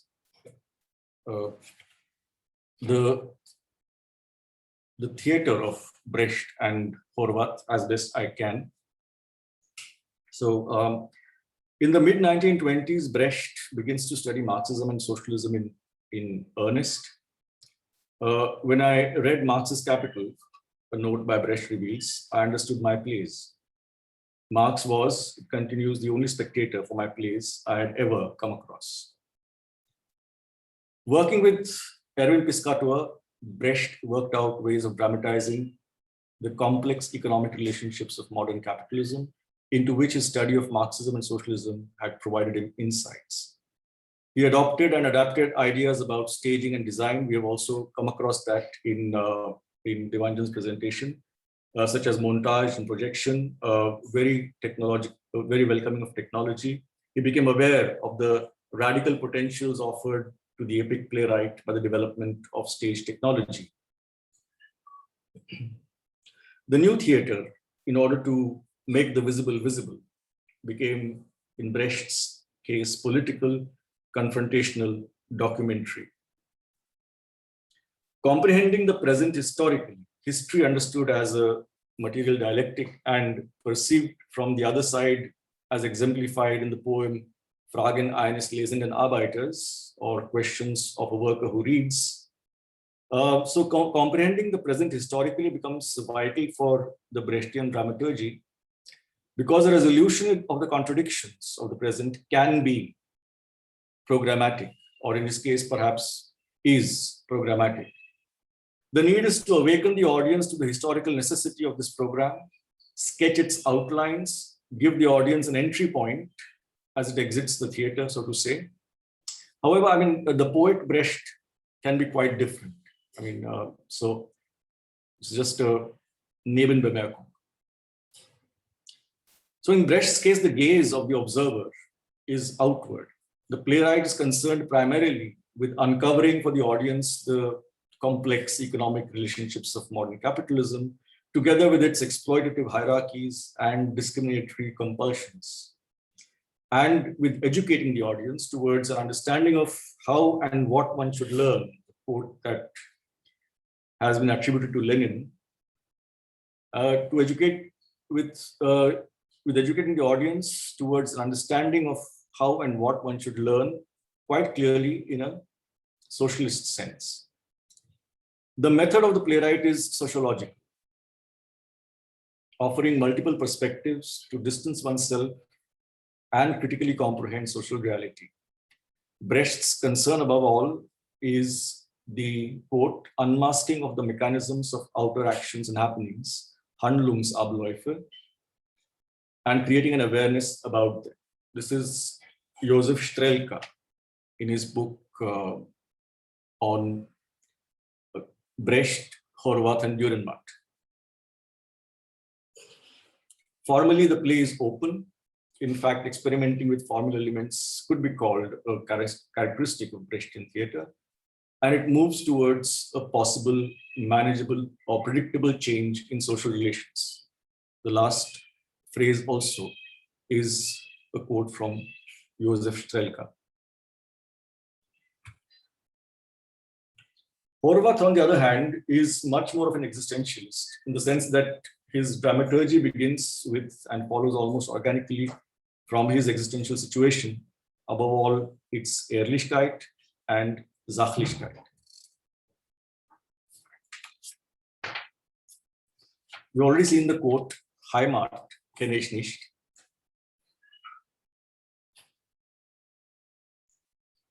Ich habe keine Heimat, I have no home. Und leider natürlich nicht darunter. And I don't suffer because of it. Sondern freue mich meiner Heimatlosigkeit, denn sie befreit mich von einer unnötigen Sentimentalität. It frees me of an unnecessary sentimentality. So it becomes a dramaturgy of the present, if one could call it that, concrete, averse to abstraction, and hence averse to theory or theorization, as Strelka again says in his book. From which it logically follows, daraus ergibt sich folgerichtig, dass es Horvath absurd erschienen wäre, Welt- und Menschheitsbeglückung an eine rationale Idee oder Theorie, wie etwa die des Marxismus, zu binden. Unquote. In the translation of that, from which it logically follows that it would have seemed absurd to Horvath to tie the happiness of the world and of mankind to a rational idea or theory, such as that of Marxism, for example. Unquote. Because his only program is to reconnect with one's inner self, to recognize oneself, sich selbst zu erkennen, the gaze of the playwright is as much inward, psychological, as it is directed towards things around him as they are. Probably that is what Professor Dengle meant when he talked about the phenomenological in this. That is perhaps why the method of the playwright in Horvath's case is in a stricter sense sachlich or objective, and at the same time self-reflexive. And what follows is a deconstructive process. And it reminds me also of Hermann Broch's idea of an extended naturalism. Ein erweiterter Naturalismus, der die Welt in einem tieferen Sinne so gibt, wie sie ist. An extended naturalism that reproduces the world in the art in a deeper sense. So according to Strelka, Horvath's objective hence is the making transparent of the real as against the irreal or the hypothetical or the abstract, especially the unmasking of consciousness and its layers of stupidity and lies. So with that, actually, I've come to an end of my presentation on Brecht and Horvath. When we had talked about this webinar at the beginning, it was always going to be a challenge to connect whatever I said here with the theme foreign languages, theater, and self-understanding. But I think, as I said in the beginning, I'm hoping that threads would emerge in our discussions over the next 3 days, in which one can place all these things in a particular framework. So distancing ourselves from and critically reflecting upon our conditioned thinking and responses to the reality around us is an important aesthetic element of modern German theater. Learning a foreign language entails learning to reflect on the world and ourselves through the lens of another language and culture. And going performative implies the willingness to step out of our taken for granted selves and open ourselves to the other.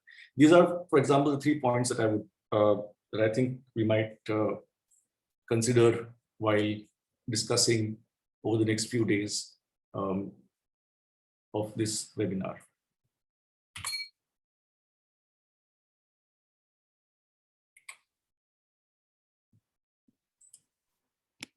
Ja, vielen Dank für Ihre Aufmerksamkeit und ich freue mich auf die Diskussion. Thank you very much for your attention, and I hope we can have a discussion after this. Thank you. Thank you very much, Milind, for an excellent presentation. And you have, I think, highlighted several issues which are important.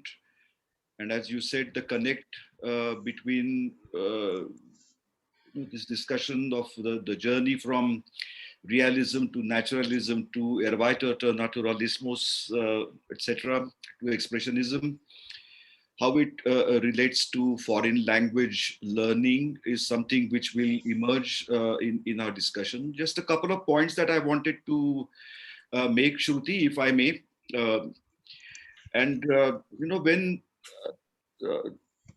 I started working on, I mean, I've done a little bit of work on Horvath as well. And when I started working on it, there was the famous essay by Peter Handke, which the title was Horvath ist besser als Brecht. Simple, you know. And at that time, it was also Maximilian Schell who was making a film on stories from the Vienna forest of Horvath, and he went to the US and had a kind of a mission, to tell the whole world, shouting from the rooftop, as it were, that you guys, you are Brecht, but you don't know Horvath, and you better get to know Horvath. That was the kind of which I think became very important. And then Milind would perhaps recall, but then when one started teaching Horvath, the reception of Horvath, even amongst the students, their students faced with a lot of difficulty. They thought that he was repetitive, that he was not saying something very, very definite, and that kind of a lack of certainty was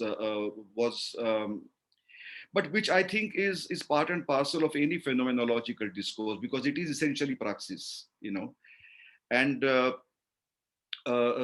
the other thing, and then we can start talking about it, discussing it, taking questions and so on and so forth, is what Shruti said in her presentation about Merleau-Ponty and the phenomenology of perception is a very important thing, because if we actually accept that change is the key word, which is that space where change actually happens, so you're not so much bothered about the final performance, and how it will be received and so on. The change actually happens during the rehearsal, and that is where Brecht also focused. If you look at the Brechtian techniques of Berliner Ensemble and so on, they went on for months, where the whole thing was discussed threadbare, and each actor was given the opportunity of, critiquing the subject matter and so on, something which the Grips Theater has taken up, and they make their own play, as it were, the participants and so on. And a lot of work has been done on that also, and the reception of the Grips Theater in India, the National School of Drama also had, I think, if not Volker Ludwig, I think, from the Grips Theater, and they did several workshops, and they actually produced adaptations of Grips Theater plays in Hindi. So this space, which is prior to the performance, and like you say, I mean, Shruti also was talking about creating meaning, or creating or creating knowledge from the experiences of others. And Milind quoted Paul Klee, and saying that, making visible. So the idea is to make an experience which is there, experientiable. So the whole thing becomes that of communication. So language is not something which is, I become an, as Brecht said in his radio theory also, that I'm not just a receiver. I'm not just a recipient, but I'm also a sender. How can this interaction with foreign language and with the help of the medium of the play and so on and so forth, bring about this transformation, that I am not just a recipient, I'm not just a receiver, but I become a sender as well, in the context of this Gesellschaftsbildende Funktion von Theater and so on and so forth. So the floor is open, friends. Anyone who wants to ask questions of Milind and so on, Shruti will take the questions and will basically.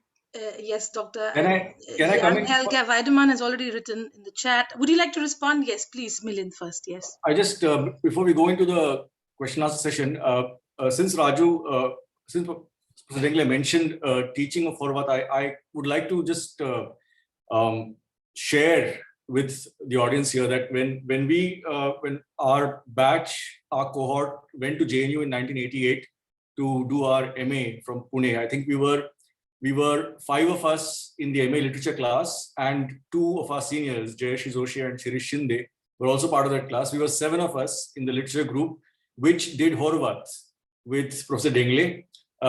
And I still remember what he just shared. I still remember that we were actually wondering what we're doing reading this guy whose name also we were not able to pronounce properly. I mean, we had to get two Ös one after the other was not very easy. Okay, Örjan von Horvath. And I still remember we actually had a discussion. I mean, that was the beauty of the classroom then, that we could actually have an open discussion on these things with the professors to try and say, why are we reading this? I mean, we don't know.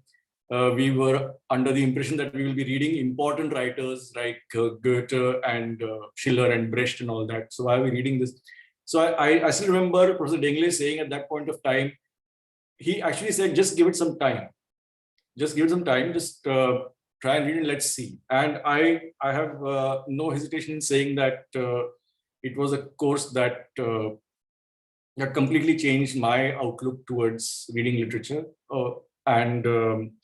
It was, I mean, I found, for example, I can still remember the term paper I wrote for the course was when we read Figaro lässt sich scheiden, and the beautiful ending of that play, Figaro lässt sich scheiden, where Figaro tells Graf Almaviva, who asks, because he can come back to his castle, he asks, is dann die Revolution zu Ende? I mean, has the revolution now finished and it's all over? So then Figaro says, nein, Herr Graf, erst jetzt hat die Revolution gesiegt, indem sie es nicht mehr nötig hat, Leute einzusperren, die nichts dafür können, dass sie ihre Feinde sind. So he basically tells the Graf that only now the revolution has actually come into its own, in the sense it doesn't find it necessary to simply lock up people who cannot but be its quote unquote enemies. And that took me back actually to Danton's death, Büchner. I mean, Devanjan mentioned Danton's death, and the treatment of the entire French Revolution and the Reign of Terror in Danton's death by Büchner. And it was one of the most productive semesters of my life in terms of learning. One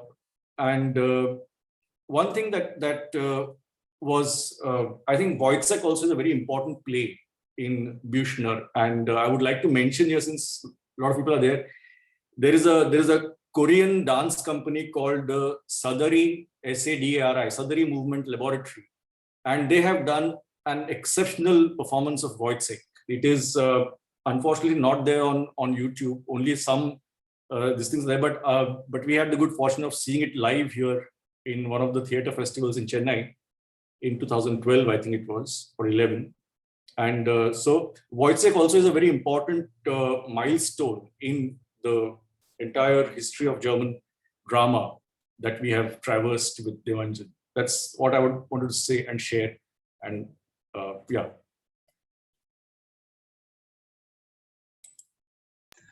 Well, Jan Helge, would you like to ask your question or make your observation yourself, or should I read it? I can make the observation. I just, it doesn't really fit into the teaching context, but maybe it does on a deeper level. Like I agreed and appreciated very much the talk that we just heard by you, Milind. Thank you so much for it. The only thing like where I just wanted to draw maybe some attention to is that the way that we understand Brecht, like from the textbook to a certain extent, as a Marxist writer, as a cultural icon, obviously, of the early DDR history, the GDR history.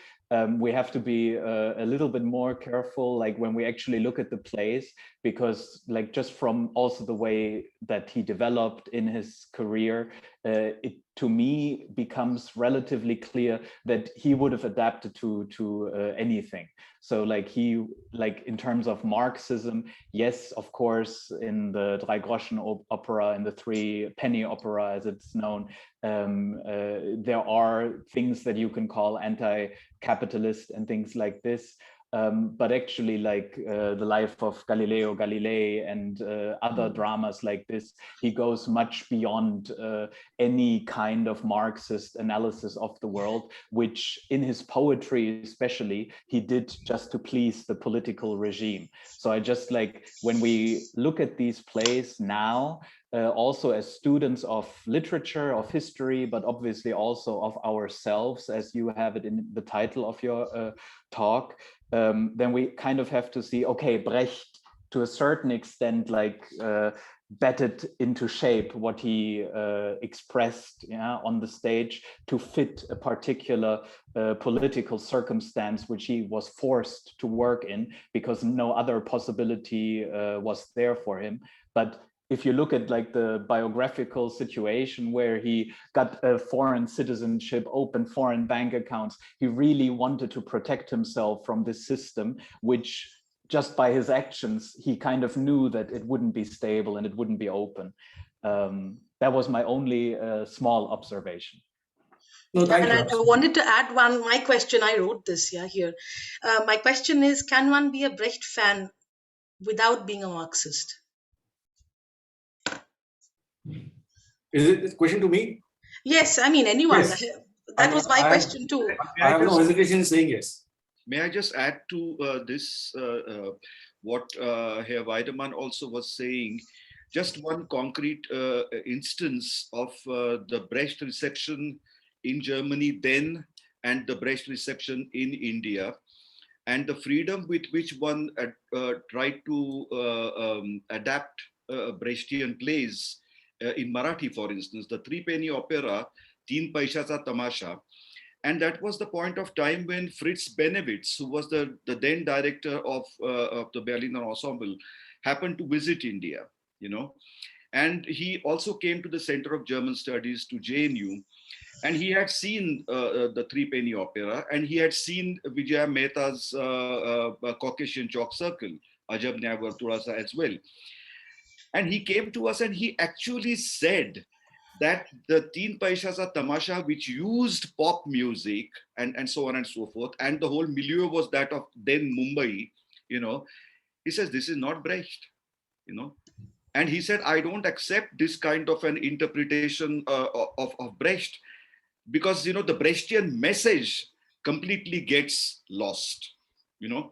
So there I just wanted to make one point and then I'll shut up, is that, you know, the Brechtian workshops, if you see, and where the location of that transformation or change and so on and so forth, for Horvath used to sit in cafes and have his red wine or beer or coffee or whatever it is and observe the world going past him, you know. And that is what happened to the subjectivity that he created by situating the subjectivity in his dramatic situations. So it's the subject is not given. The subject is it is situatively created or constituted, if you like it like that. And he lets people speak their language, you know. And then there is at every stage in the Horvathian plays, if you read them carefully, particularly the Volksstücke, there is what is called Stille, you know. And it is this Stille where the eternal struggle between the subconscious and the conscious, between the inherited prejudgments and the acquired prejudgments, you know, and the possibility of change actually happens.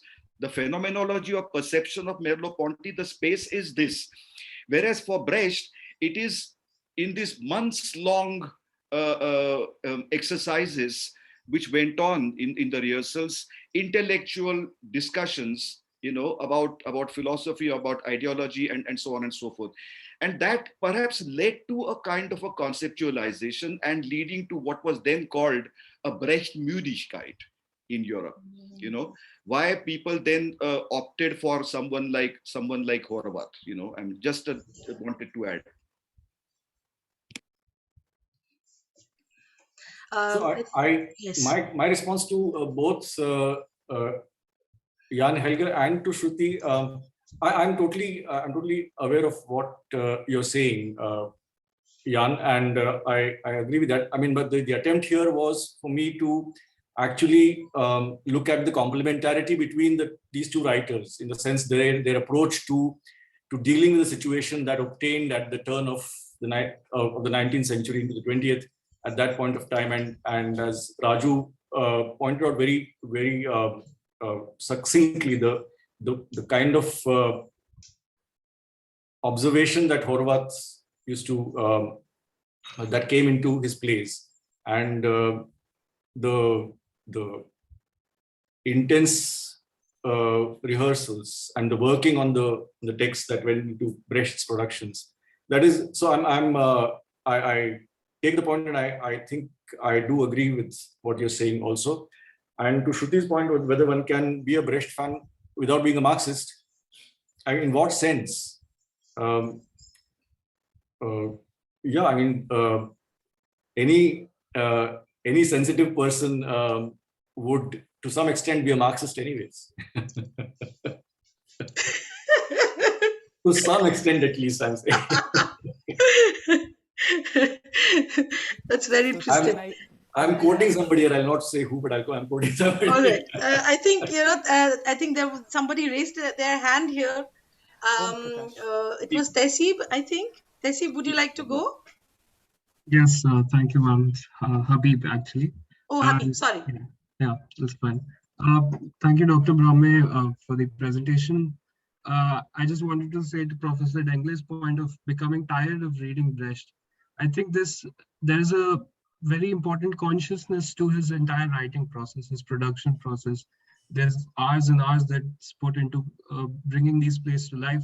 And I think that consciousness is present in his plays as well. Even in the text, when you read them, they have this conscious aspect to them that really demands a certain Aufmerksamkeit from the reader that you wouldn't find maybe in another play. It really expects a lot from you. So I think getting tired would be a valid part of Brecht. But I wanted to ask you about, because I attended this online seminar at the FTII. There's a very reputed documentary filmmaker, and he told to me that you need to read Poetics by Aristotle for screenwriting, and that's it. And I asked him, so what about Brecht? You know, there's Neue Sachlichkeit, and there's Georg Wilhelm Pabst, there's the French New Wave that uses it, there's Fassbinder in Das Neue Deutsche Kino that uses it. And he said, I don't know about Brecht. But I wanted to ask you, when we see mimesis and catharsis in Aristotle's Poetics, and then we see the Verfremdungseffekt, what do you see the relation between, on one side, the relevance that Brecht has with the sort of concepts that he created with Verfremdungseffekt in comparison to an Aristotelist, you know, in terms of catharsis? What do you see the relation between the two in terms of relevance? Is one more important than the other? Are they equal? And also I would like to ask, are they inherently antagonistic, catharsis and Verfremdungseffekt? Are they antagonistic? Is there some positive correlation between them? Is it completely a departure from an Aristotelian view of poetics when Brecht talks about breaking the fourth wall? So I wanted to understand this, because I feel like, at least in cinema, Brecht had a huge impact that's really not, acknowledged often. Thank you. Milind, would you like to respond to that? Yeah, so basically, to the question of the positive correlation between catharsis and the Fau effect, that was one of the questions, Habib. Yeah, I think the concern for Brecht is that you not go out of the play with complacence. I think complacence. I don't think the event of catharsis per se is a problem. I think the problem is with the complacency that might lead to your accepting social relations as they are, and then just going back to square one, so to say, in your daily routine. I think that is there are points where you might have an emotional bonding, let's say, while watching a play. But I feel that is the concern there, and whether there can be a positive correlation between catharsis and the Fau effect, in the sense, do you mean education? Do you mean the dialecticism and catharsis? Because I mean, in a sense, even Aristotelian tragedy was also meant to be, there was an educational or educative function to that as well.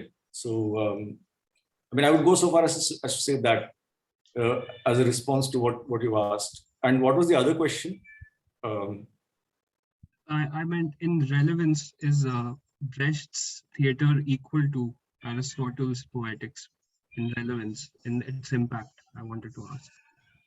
Is it as big as Aristotle's poetics in that sense, his impact on theatre?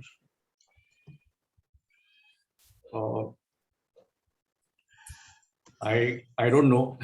That's perhaps a little difficult to decide, really. I mean, these are various perspectives, I guess, and various styles. Yeah, and then obviously the way he was dealing with the three unities, the breaking of the fourth wall, these are techniques and devices which were important, and they were useful at that point in time, and they made an impact.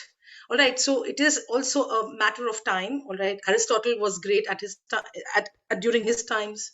Brecht made a huge impact through his contribution to theatre as well. So it is very difficult to say, well, okay, the Greeks or the Germans, well, that's difficult there, right? But yes, of course, Aristotle has been a classic writer, a dramatist. He's obviously always referred to. So either you follow three unities of time, or you say, well, no, or you say it's always as opposed to that. It's a very dialectical relation in that sense all the time, right? I mean, there's a certain maßstab, there's a certain standard that someone who has just been the beginner, so to say, let's say, who wrote a book and published it, people always respond to it, right? I mean, it's a little difficult to really answer that question, isn't it, Milind? Would you agree? I just wanted to say also that, I mean, in our situation today, we actually can ask this question. I mean, in the sense that we have before us these various forms, experiments, dramaturgies that we can actually think of a question of whether Brecht is more relevant than Aristotle, or has had a greater impact than Aristotle.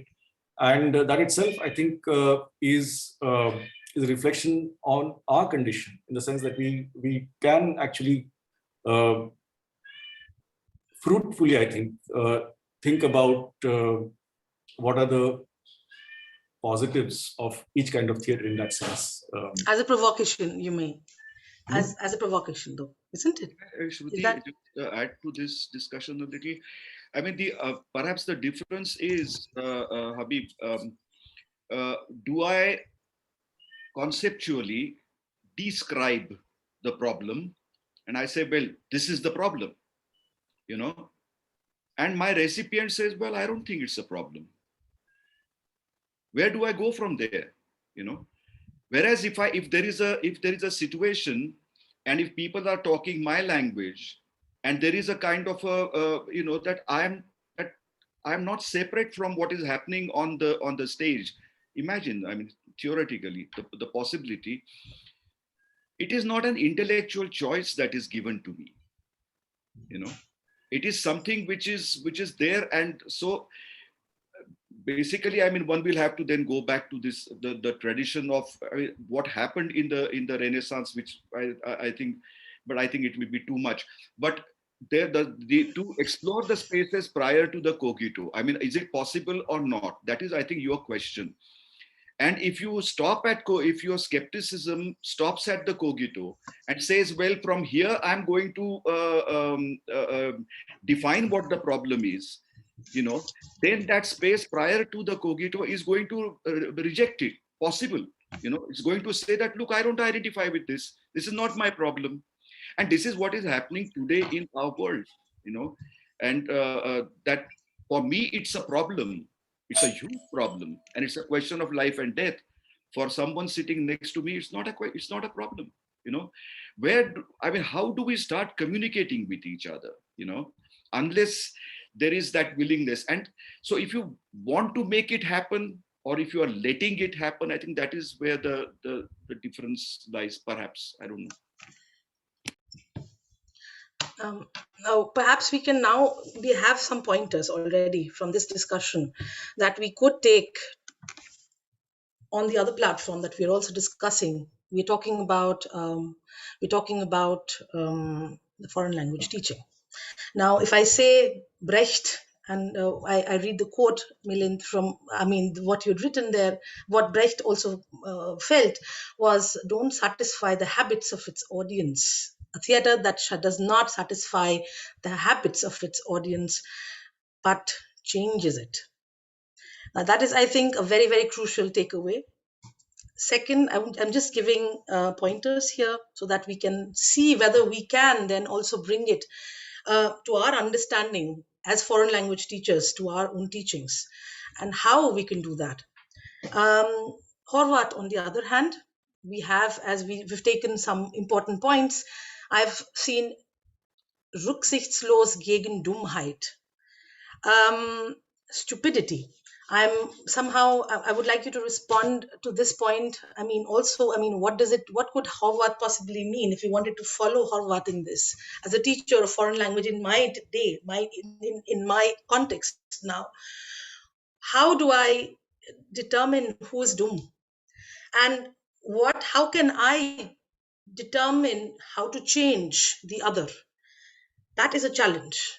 So what would these people say?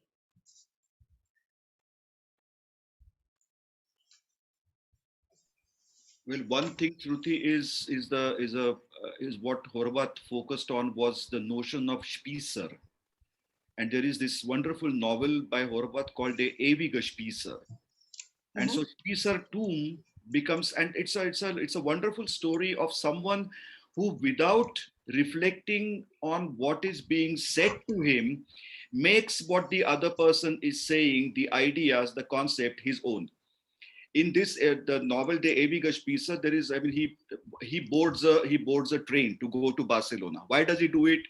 Because someone tells him that, if you go to Barcelona, there is the Stierkampf happening there, and rich Egyptian widows come there, and you may be able to tie up with one of them. So he said, all a great idea, He has a fantastic cabriolet. Someone says, sell it off. So he sells it off. He boards the train. Someone else boards the train as well and is sitting next to him and is talking about his great idea of Pan-Europa. He says, wonderful. What an idea. The fellow gets off at the next station, and for the rest of the journey, this Spießer, is talking about Pan-Europa as if it is his idea. You understand? So, all these situations in the novel actually demonstrate what stupidity means, and what lie means, because anyway. So Kommunikation überbrücken, how do we do that? We as teachers who want some communication to happen, and we still know that the other might not understand us the way we want them to understand. That is the problem. And I think that is the crisis of modernity as well. Right? Milind, I think before Milind, you respond to this, Jan Helge wanted to say something. I just wanted to kind of respond to your question directly, like how do we deal with it as foreign language teachers? I think that when we look at the different traditions that exist in another culture, we are always confronted and have to make some kind of decision about what we are presented with. And of course, you can look at, going back to Habib's question, you can look at Aristotle and say, well, the unity of time doesn't really work anymore. We can do plays without unity of time. We can say the alienation effect doesn't really work because everybody loves singing the songs of the Threepenny Opera. There is no alienation in that sense. So we can take from here and there. And in foreign language teaching, I think the idea is, to quote now Professor Dengle, we shouldn't try to make ewige Spießer out of the students that we are teaching. We should actually not say, okay, you have to learn that this is how Brecht did it, and this is how this person did it, and this is what Horvat wanted, but we kind of have to let them form their own ideas and judgments, of course, based on the real facts of German history, German language, and everything related to that. But like that, to allow them to find their own way into the culture, which is very multifaceted. You can't really say, now my group of students have all understood the German culture, because there is no German culture, there is no pan-German culture, including Austria and Switzerland and stuff like this. So there shouldn't be like a certain mindset that is then imbued to a group of foreign language student learners, from my perspective. I have now connected everything that was said before. Milind, do you want to respond to this? Thank you, Jan. Thank you, Jan Helge. I only wanted to respond to you by saying with a kind of an openness. That's the only thing I can say. And yeah, the Reconstructing is a very very good example to, as Jan said, to avoid making our students into ewige Spießer. I mean, so the openness to change, the openness to accept something that is foreign. I think in the abstract that I had sent you, I had even said that learning a foreign language means also learning to relate to your own anatomy in a different way, and to when you find a way into the other culture. I think it also, in my case, it definitely happened that I found a way also into my own culture differently. I mean, I did then come back to Marathi literature after beginning to study German literature, actually. And in that sense, I would only say an openness to change, an openness to accept the fallibility of whatever you're saying, and the fact that there is that cultures are not hard and fast silos, or hermetically sealed off from each other, but that there is that's where I think Horvath is very, very reading Horvath is very, very this thing, because it comes down to a very primary level of relationship between two people, and that I think is important.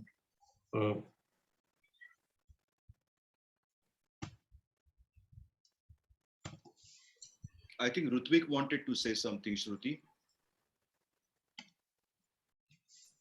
I just wanted to know, the question that you asked, how one as a foreign language can think about this performance and theater.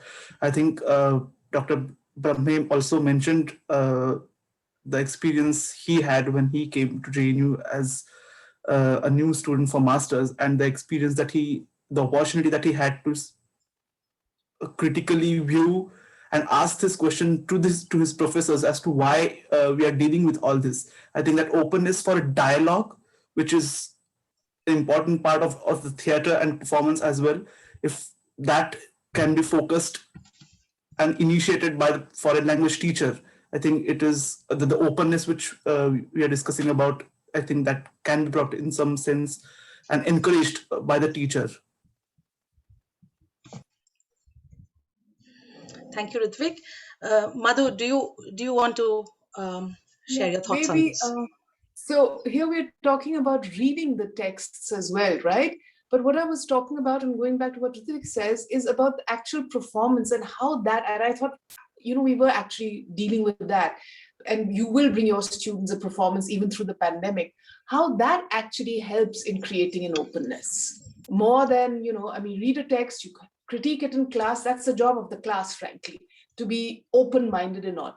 But I think, at least that was my experience, that what the performance did, what enacting some plays did, created the real openness. It broke down so many barriers, and students gained so much confidence in themselves that they could actually speak openly. All the ones who had all the kind of hemmungen, all the, they felt they couldn't talk.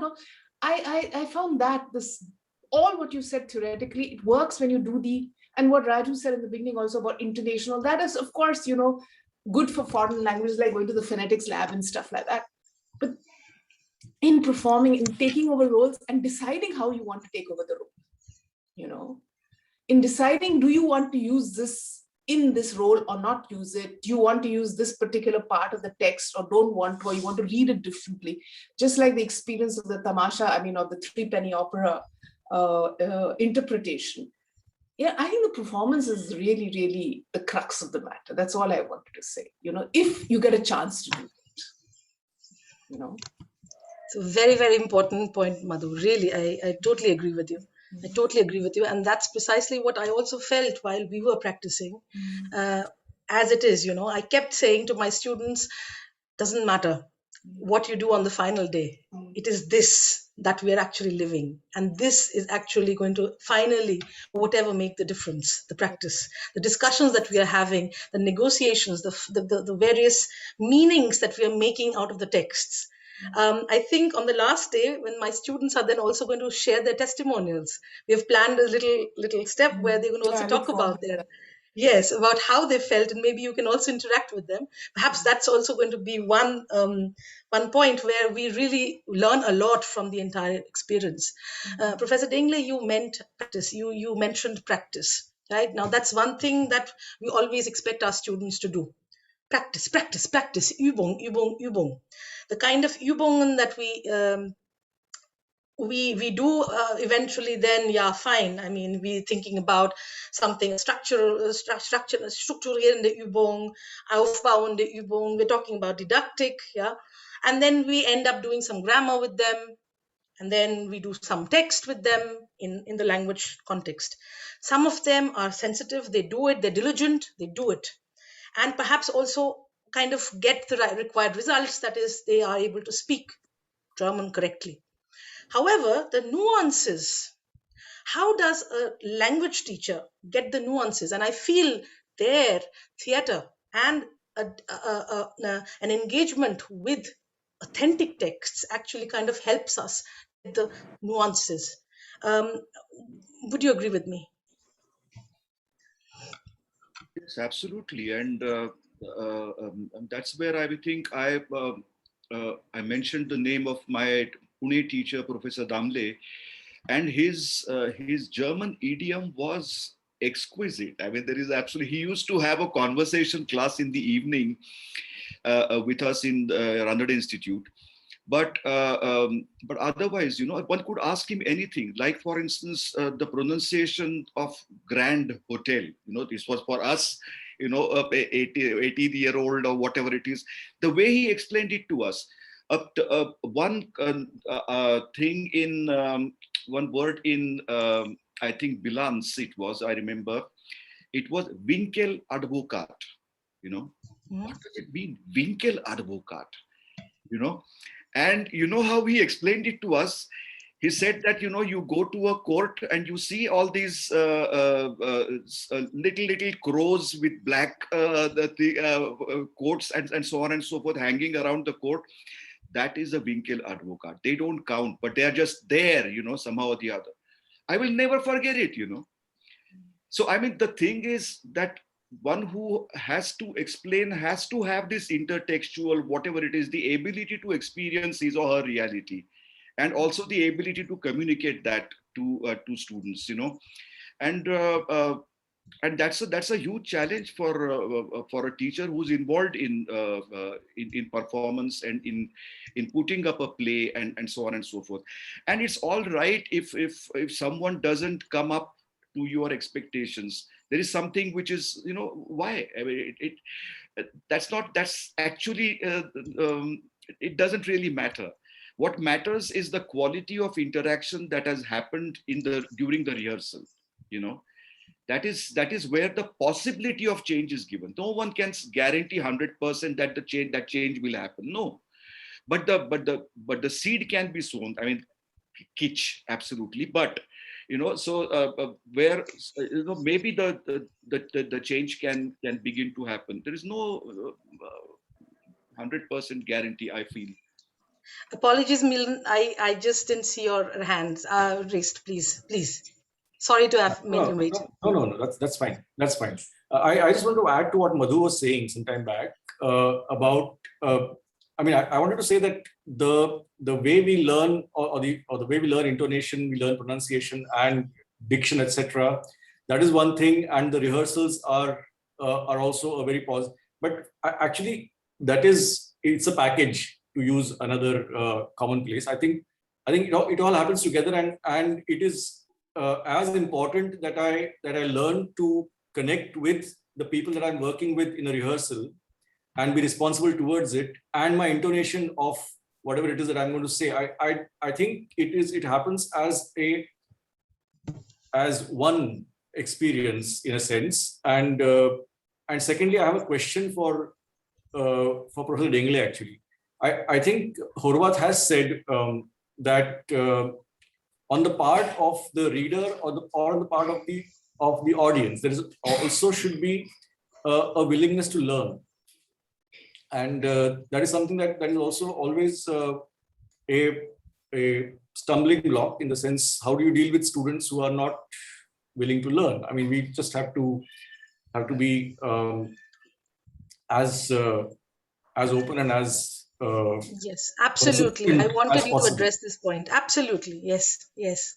But he says also in the preamble to Devi Kashmir, if I'm not mistaken, that what the author is intending to do is not to stop the Weltuntergang from happening.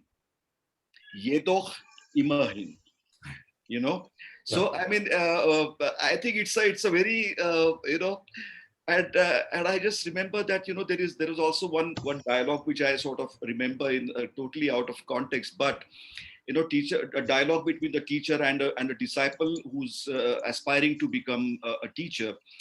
And the teacher telling this student of his that if you are giving food to someone whose hunger is already satiated, who says he knows it all, then is there any point in teaching him? And the student says, well, people are not willing to learn because they have everything. There is food on the table, there is roof overhead, and so on and so forth. They don't know what pain is. So how can I tell them about pain? He said, still, you have to do it. Which I think is very important, and which can become noxious, in the sense, why do you introduce pain into the life of someone who has no idea of pain? And you say that, look, you must try and understand that there is pain in order to overcome it, which is... Yeah, you simply become the unpopular teacher then. I think we've come to the end of this session today. It's 7:30 already. We are absolutely bang on time. I'm so glad that we've all been able to do this. This has been a lovely day today, the first day.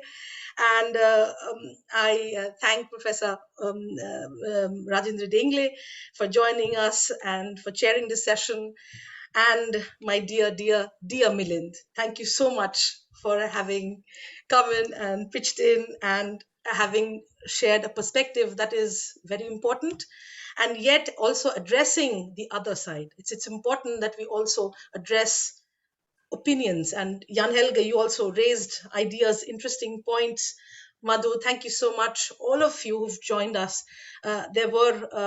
This was indeed a very, very enlightening discussion, and hope we'll take up this discussion too tomorrow. And we meet tomorrow at 6 o'clock India Standard Time. And please log in. And we're going to have a talk. We look forward to the talk by Professor Manfred Schewe tomorrow. And I look forward to having all of you tomorrow again. Thank you so much for logging in. Thank you, Shruti. It was wonderful. It was really wonderful. Thank you. Thank you.